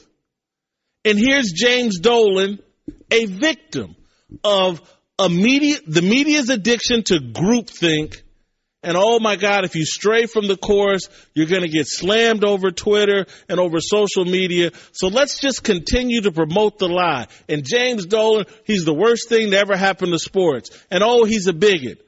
But somehow, unlike the people out here in Hollywood who struggle to hire any black people in any powerful positions, all the guys in Hollywood, in the liberal Hollywood playpen out here, they struggle doing what James Dolan does on a daily basis.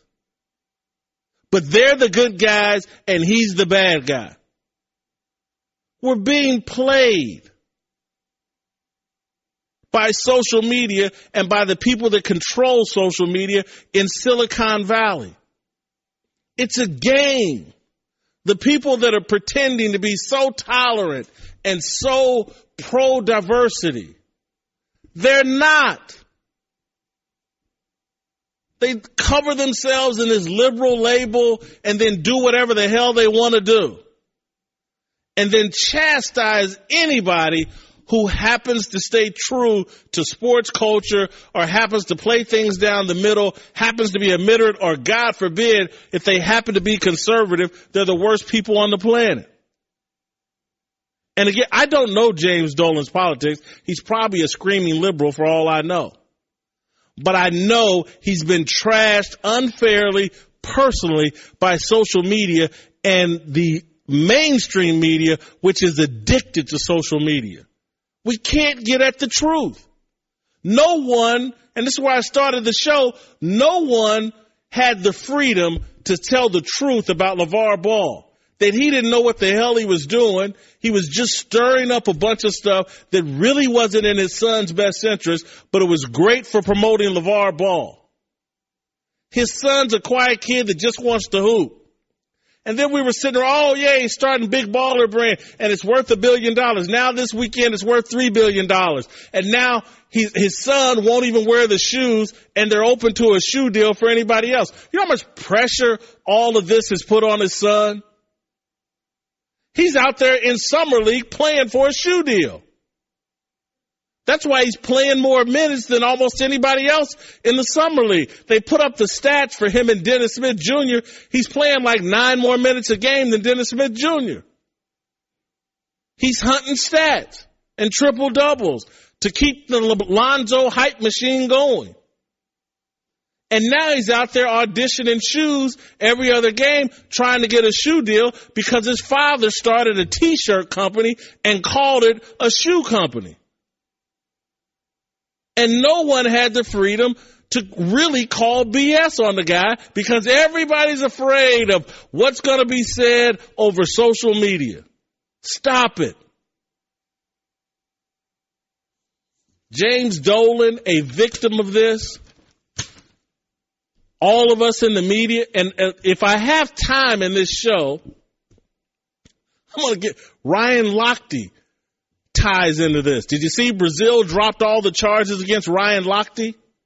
Remember Ryan Lochte last Summer Olympics was the worst thing on the planet?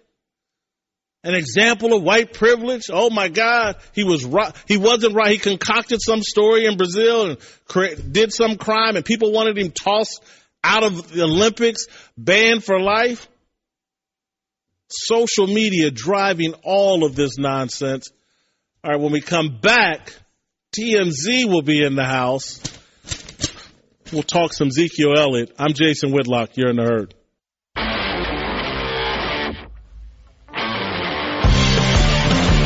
All right, welcome back to the Herd. I'm Jason Whitlock filling in for Colin Cowherd. Evan Rosenblum, TMZ executive producer, joining us here on the Herd. Evan, can you hear me? I can hear you now. How you doing, Mr. Whitlock? Fabulous. Thanks for being here. All right, there is video now of the victim immediately after, I guess, the incident. That no video of Ezekiel Elliot, but we have video of the victim. That's right. That's what we got on the website right now. So here's the thing. Right now there's a debate as to whether or not Ezekiel actually punched this guy in the face or not. But one thing is for sure, somebody definitely got punched at Clutch nightclub in Dallas last night. You can see on the video this dude is on the floor writhing in pain. A few minutes later, you can see him outside talking to paramedics. He's being treated. He was later transported to a nearby hospital. The person who shot the video is telling us that they saw Ezekiel Elliot punch this guy in the face. There's another person that we spoke with inside the club who says the same thing. And then there's another witness who is friends with the victim who told police that when he was describing the situation said, the guy who punched my friend is the running back from the Dallas Cowboys. So far, cops have spoken to one person who has identified the running back for the Cowboys, who's Ezekiel. We've spoken to two people inside the club. But it's important to note that we've talked to Ezekiel's rep, his agent, who says, who's not disputing that he was there or involved in this, but he's saying, look, he wasn't arrested, no criminal complaint has been filed, and that's all they'll say right now. Evan, when I was young and when we got in scraps, a lot of times we'd be like Paul Harvey. What about the rest of the story? Have we heard any reports on what led to the punch? Did the guy throw a punch at Zeke and miss, and Zeke threw a punch that landed? Is there another side to the story? This is what we're being told by two people who were inside the club. Now, again, remember, it's a nightclub. It's dark. Maybe this person looked like Ezekiel, but from what we're being told from our witnesses inside the club, they're saying that the victim got into a dispute with a female who was in Ezekiel's party, and things started to escalate, and Ezekiel kind of inserted himself and got involved, and then things started to get heated between the man who's the victim was also a DJ, by the way. Things started to get heated between the DJ and Ezekiel, and then Ezekiel, from what we're being told from the two people we've spoken with, struck first. It was a one shot, you're out. He was on the ground, and then he kind of left the situation. But when cops were told all this information, they looked for Ezekiel, but they could not find him inside the bar at the time. And so that doesn't sound like what you just described. It doesn't sound like the DJ and the woman were in a dispute and Zeke instantly jumped in, threw the punch. It sounds like he jumped in and then got in a dispute with the DJ himself. Is that accurate? I think that's a pretty accurate way of describing what we're being told from the two witnesses. Now, again, remember, important to say that he wasn't arrested. This isn't facts yet. This is just an account from two witnesses.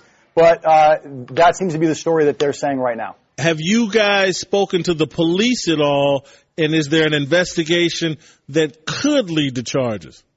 We have spoken to police. At first, the shift that was on this morning was kind of trying to figure out what was going on. But when they finally spoke to the officers who were there, they said, look, the cops at the scene talked to the victim and the victim's friend, and everybody, the way it was described to us was everybody seemed really, really intoxicated, and they couldn't 100% identify Ezekiel or anyone as the assailant. So they didn't go after Ezekiel. You got to think, though, now, if you've been in a nightclub, you know there are cameras everywhere. They're speaking to witnesses. We know the NFL's investigating. So you know that if I was the police, my first stop would be to the club to find out if there's surveillance video that shows what actually went down. I'm sure the NFL is doing the exact same thing. Heck, we're doing the same thing. Evan, thank you very much. Great job. My pleasure. Thank you. Man, that was actually really, really good. Evan Rosenblum with some great information. TMZ Sports and TMZ has it locked and loaded on Ezekiel Elliot and that situation. That does not sound good. I think that had it been a dispute between a woman and the DJ and Zeke jumped instantly in and there was a confrontation that led to a blow, but when it's an argument and then Zeke has another argument with the guy, and then a punch is thrown. Doesn't sound good. But nothing's confirmed yet. So you're right. So we don't know exactly. This is hearsay, right? As far Absolutely. As we know right Thank now. We much. know how all of that goes and how it all turns out usually. So, you know what I tell young people? What? Nothing good happens once the street lights come on. You should be right. at home, in bed, watching Sesame Street. No. That's very 90s of you. That's very 90s of you. What do people watch now? Dora the Explorer? What do kids watch now? I don't. Floyd Mayweather and Conor McGregor. They come home and watch people cuss and yell at each other. It's so tough. It's so. Again, it's going to sound like I'm making an excuse for Ezekiel Elliott. I'm not. This is stupid. This is wrong. Yeah. If he were involved, but I'll just say this. You're damned if you do, damned if you don't. You're young. Right.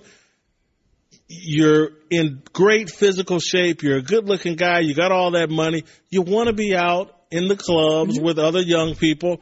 That's certainly what I did, and I was never young and in great shape.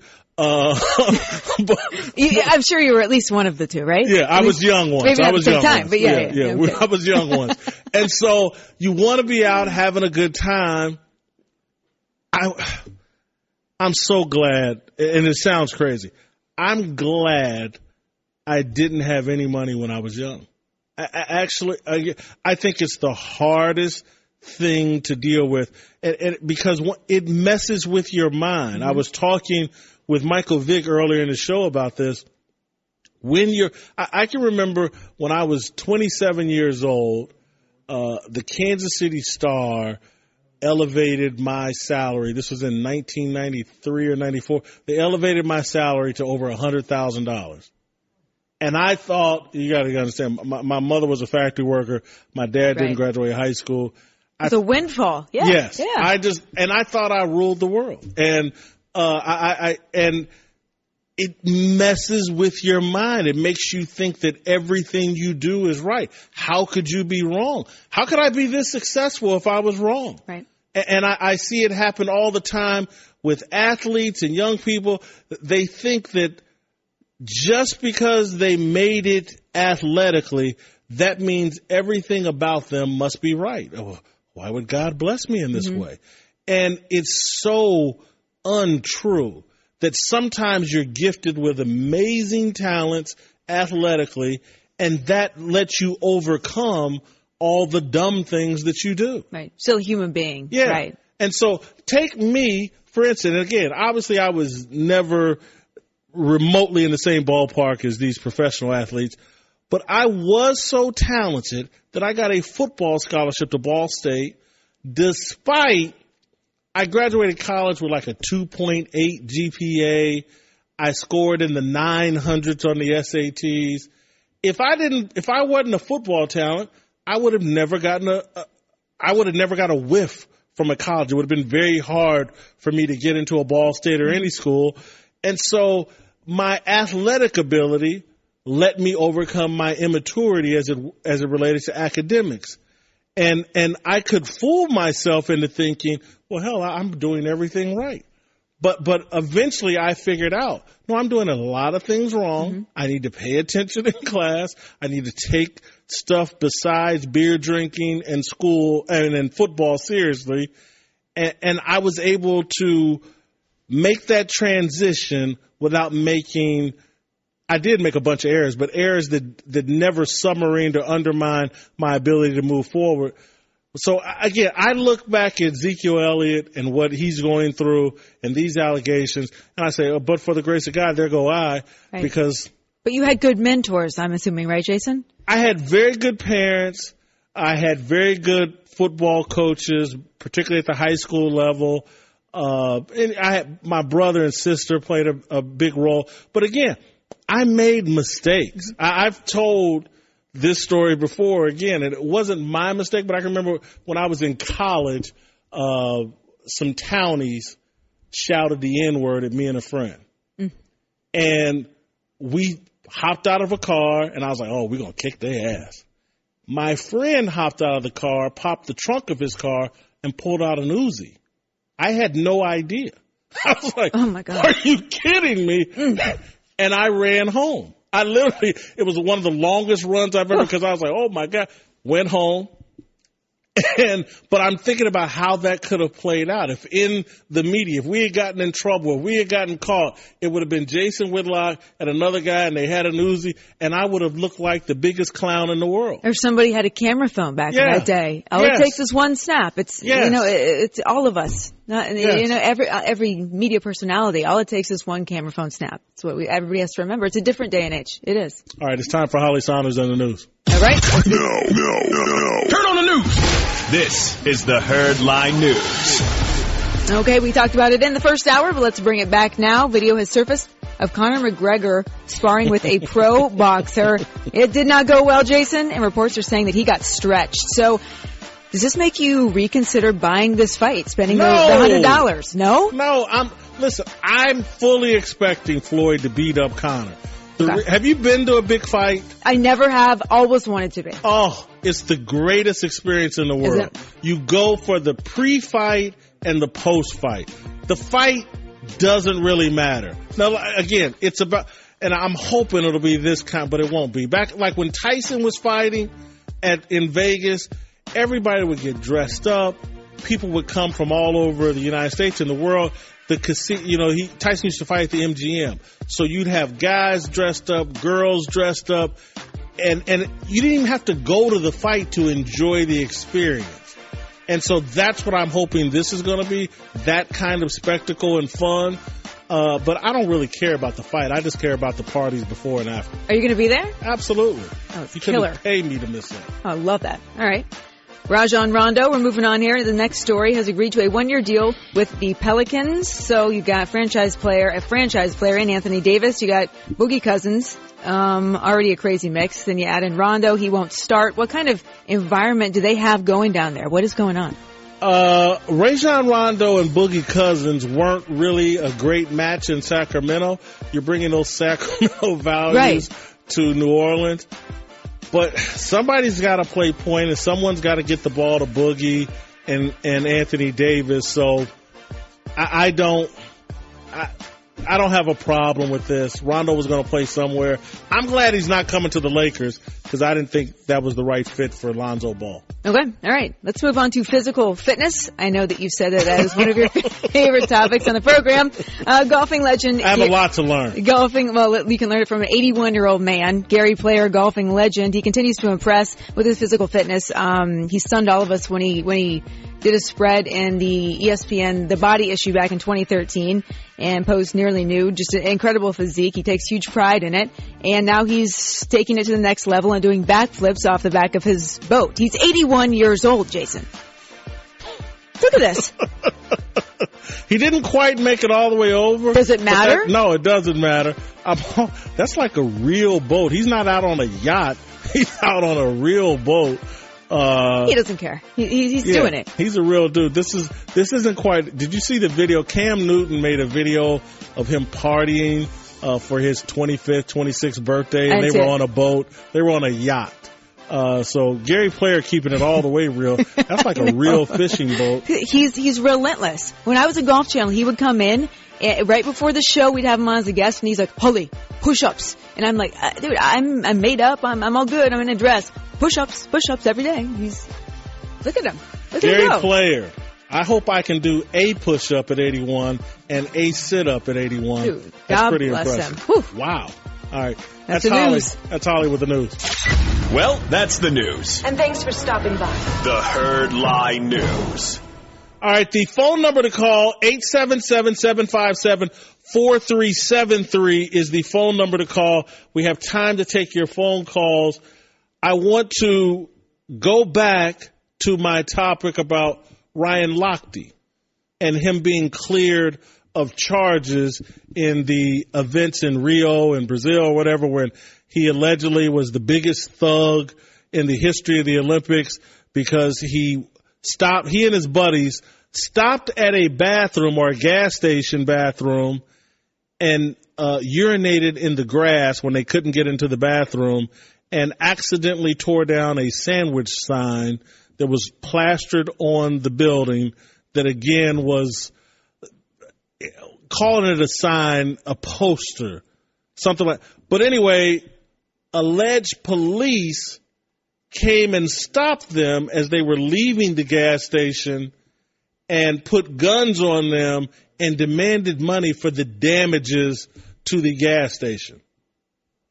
Lochte and his guys gave up the money.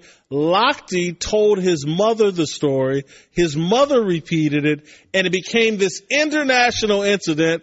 And suddenly, everybody was calling Ryan Lochte this grand example of white privilege and of being the worst guy in the Olympics. And everybody beat up on Ryan Lochte, and he's spoiled and all this criminal. Well, now all charges have been dropped. The Brazilian government, I think, basically strong-armed one of Lochte's teammates into paying $11,000 to get out of this. I'm sure there were a lot of lawyer expenses for Ryan Lochte. He was suspended from swimming for 10 months. He lost sponsorships. His brand was damaged, and he became this poster child for the idiot white man in sports. And all the charges have been dropped. he did nothing wrong. Why did this happen? And again, I go back to social media. It became the fun thing to do. If you wanted to get retweeted, if you wanted your statements liked, trash Ryan Lochte, call him every name in the book, say that he's an example of white privilege, and everybody in the world would retweet you and love you. And if you made the mistake, and I forget the guy that was on TV with Al Roker, Billy Bush, yes, was on TV with Al Roker and made the mistake of slightly, just in the smallest, tiniest way, defending Ryan Lochte. And Al Roker put a clown suit on him, and so did Twitter. That was going everywhere. Al Roker stands up to Billy Bush and calls him out. Went everywhere. Social media and how it makes all of the media liars. It baits us into being liars. It baits us into avoiding the truth. Ryan Lochte, I don't care how you slice it, he was a victim. He was a victim. You pee in the grass when you're drunk at 30 years old or 50 years old, because I've done it. You don't deserve to have guns drawn on you in any country. And it happened. And there's video proof that it happened. And for the media to treat this guy, and again, I'm friends with Christine Brennan and like and respect her, but she was writing in USA Today, this guy needs to be banned for life. Why? Because it was popular over social media. Again, this is the threat. All the dumb stuff you see in America, in the American media, much of it is driven by social media.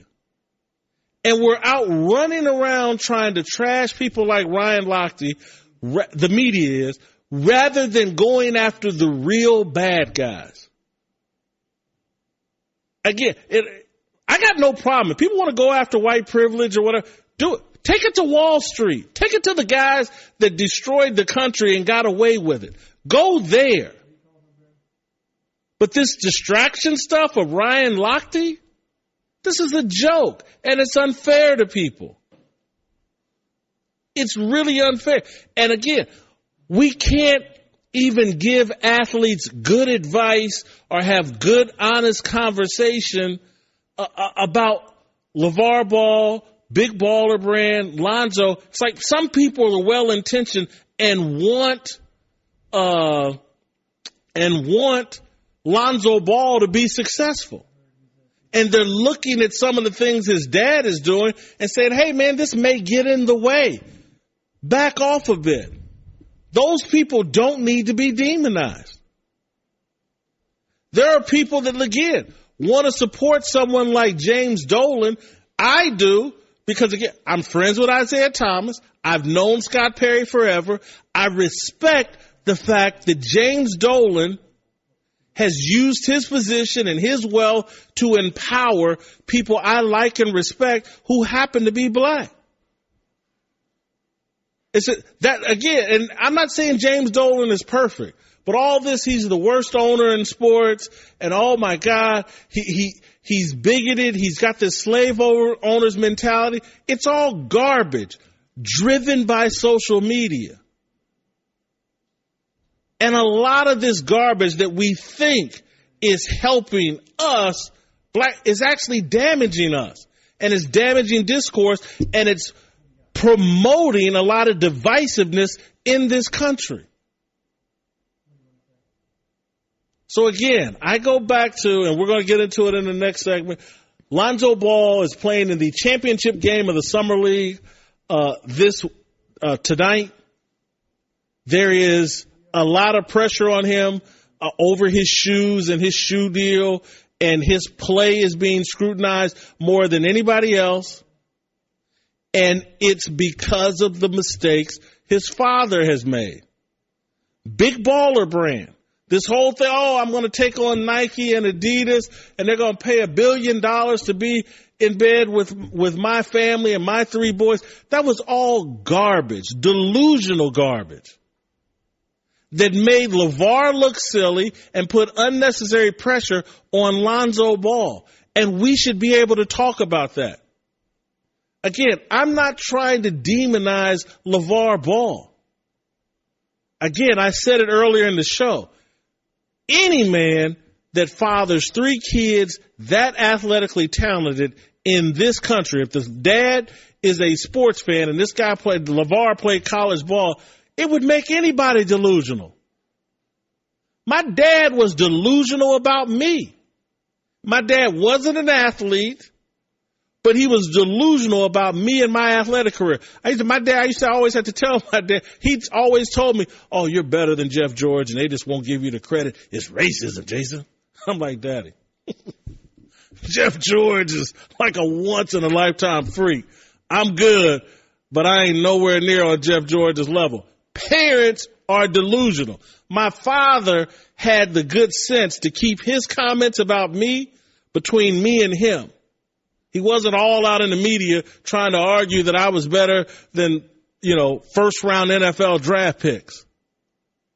Parents are delusional. I get LaVar's delusion. But as a person in the media, as a person that people expect to talk honestly and say what I really think, I'm not going to feed that delusion. All right, Greg in Kansas City, welcome to the herd. How are you? Great. Good. I just want to make some comments on that Ezekiel Elliot. Be quick. The whole deal, I think it goes back to, like you were saying, how you were raised. And I also think that goes throughout as your sports career on coaches guiding you and being your mentors, not just when you get money, but once before you get it growing up, your coaches have an influence in not making those choices when you're older. Thank you, Greg. Good phone call. Jason in Florida, welcome to the herd. Hi, how you doing? Great. Yeah, I had a subject with the Ryan Lochte thing. If they were really to ban a man just celebrating, did nothing wrong. If they banned this guy from the Olympics, I personally will ban watching the Olympics. Thank you, Jason. Jason's going to ban the Olympics. I'm not buying it. He's not going to watch it. I'm not buying it. But I hear you, Jason. It's a good thought. It's a good sentiment. All right, we got one more segment coming up. I'm going to talk some more about LaVar and Lonzo Ball in the Summer League Championship tonight. I'm Jason Whitlock. You're in the herd and the hood. All right, I'm glad you've enjoyed the ride. I hope you've enjoyed the ride. It's been terrific. I love James who called in. That is James from Kansas City. The highlight of the show, besides Michael Vick. It was excellent to have him in. Michael Vick was tremendous. It's terrific. Here's Michael Vick talking about Ezekiel Elliot. I mean, obviously it should be some concern because Zeke's a young superstar in this league. And at some point he's going to have to act appropriately. We don't want to see a young talent like him spend a ton of time on the sidelines for, self-inflicted reasons, unnecessary reasons. He has a lot of potential to be the best running back to ever play the game. All right. Back to the phone lines before we get out of here. I believe Alex in Jersey has been waiting. Alex, welcome to the herd. Hey, Jason, thanks. Love when you fill in. You're so spot on with this Lochte story. I don't know if you remember this, but when this story broke, maybe the day after, one of your colleagues actually sat where you were sitting, filling in for Colin, stating that had Lochte been a black athlete playing for USA Basketball, how he would get treated so much worse, and we're coddling this guy. And and this is what I can't stand about social media. It makes race an issue where there is no issue. I've talked to people who've gone to Brazil. I've talked to people who are from Brazil. If you just ask those people, this is not a random incident. This happens there every single day. He's lucky he didn't get kidnapped and tortured and get put up for ransom. He got off easy as far as getting let go. But if you talk to people from there that have been there, that will tell you if you're a tourist, if you don't know the country, this could happen to you, to anybody. not just an athlete. And I just wish that people would have done their research more on the subject before, blasting this guy and making him out to be, some kind of troublemaker or some idiot.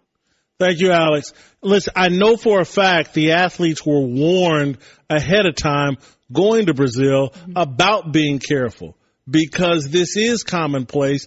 And look, the media was warned beforehand about going to Brazil. And so, again, why would everybody avoid that context and that truth? It's only because of social media. Everybody is pandering to be popular over social media rather than telling people the truth. And again, we have surrendered our jobs and we're just derelict in following the ethics of our job. This is supposed to be a pursuit of the truth and trying to be fair to people. And instead, we've all turned into clickbait whores. That's what we're all into. Whatever will get us the most clicks, whatever will get us the most retweets, the most follows, it doesn't care if it has anything to do with the truth. It's about whether it'll make us more popular. And one of the easiest things to do on social media is to demonize someone unfairly. That will get you popularity over social media. James from Kansas City. No way. Welcome back to the herd. Yeah, man, I have to tell you something, man. Honestly, man, this is probably one of the worst shows I've ever heard you do in the history of your radio show, man. You've done nothing but blasphemize the airways and the American people, man, for no God-given reason whatsoever, man. Just sitting up telling blasphemous lies, man. For real. Let me ask you something, man. So you sit up here and gonna tell me, man, let me get this right real quick, because you know what time it is. Hey, look here, man. So your boys getting ready to jack you, man. Your partner, y'all getting ready to go put the move on him, and your partner pull out the Uzi, right? Yeah. Pull out the Uzi. You're like, gun, no, please. And you take off running, and you run long and fast. Jason, real talk, bro. When was the last time you done both of those words together at the same time? Whatever, bro. Come on, man. I mean, for real, man. I can't do that, man. I can't do that. Real quick. TMZ. Talking about this whole Ezekiel Elliot.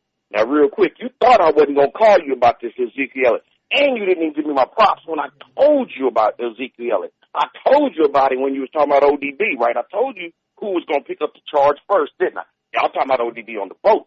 Damn ODB on the boat. You better worry about your boy. He had a club, and let me get this right. Did TMZ say that they was looking for somebody that looked like Zeke? Right? Yeah. So they looking for a muscular, colored black man with an S-curl, with a tight T-shirt tied to the side with weed lips. What club was that? Tell me. Okay? Now, let me ask you one more thing, real quick. Because I love that little video you showed. Hey, man, you remember that time you did that backflip off the side of the boat? No. You don't remember you did that backflip off the side of the boat and caused that tsunami and killed all them people? Don't laugh at him, Holly. You're just egging him on. Don't you got somewhere to be? Ain't it lunchtime or something? Oh, he hung up. Hey, I think you meant Gary Player. Oh, wait, that's Jason. Who is that? Is that Gary or Jason? I don't know. Oh, all right. That's James in Kansas City. James has been calling me on radio for years. Scotty in North Carolina, be quick, but don't hurry. Yes, sir. Thank you, Mr. Whitlock. Thank you for having me on. I love when you fill in. You do a fantastic job as you did today. I just completely disagree with you on the LaVar Ball situation. I think he's just being a good dad. I think he's taking care of his babies, and I think he's preventing all the vultures from coming around and just sopping up everything that they're worth. How many professional athletes are left under the bridge and without a penny to their name? And he's just protecting his kids, doing a job that a dad's supposed to do. Scotty. Yes, sir. I'm shocked by that take. In what way? How is he the man doesn't have a shoe deal. He's putting immense pressure on his son. And again, at what point are you a father, Scotty? Yes, thankfully, yes, sir. Yeah. Don't you at some time fall back, push your son out of the nest and let him go and let him do his own thing without you trying to be all up in the videos like P. Diddy? Yeah, but this man is just protecting his babies. He's doing a fantastic job as a father. I think that's being overlooked. He's making sure that they get. And when is the last time? I am not a basketball fan. I'm a hockey guy, but I'm interested in the summer league in basketball. How is he doing a bad job promoting his children? Is he putting some more pressure on them? I guess, but obviously it's not affecting him. The kid's balling out like crazy. And so I think he's doing a phenomenal job. I think he's a great guy. You think the people in that arena are there because of all the hype LaVar Ball and not because he's the second-round pick from UCLA, playing for the Lakers, grew up here. L.A. is a short drive to Las Vegas. I don't know if the father's hype is the reason the arenas are filled and why you're watching. Couldn't it just be Lonzo's a good basketball player playing for a big franchise in the Lakers? Thank you, Scotty. I think Scotty hung up. He made a good point, and he said, I'm out. Forget it. Plus, he knew we were out of time. I think Holly, I enjoyed the hell out of this. Oh, me too. Thank you, Jason. Awesome job. I was worried that when I went full Wolf Lock, I thought it would scare you. I'm in no matter what.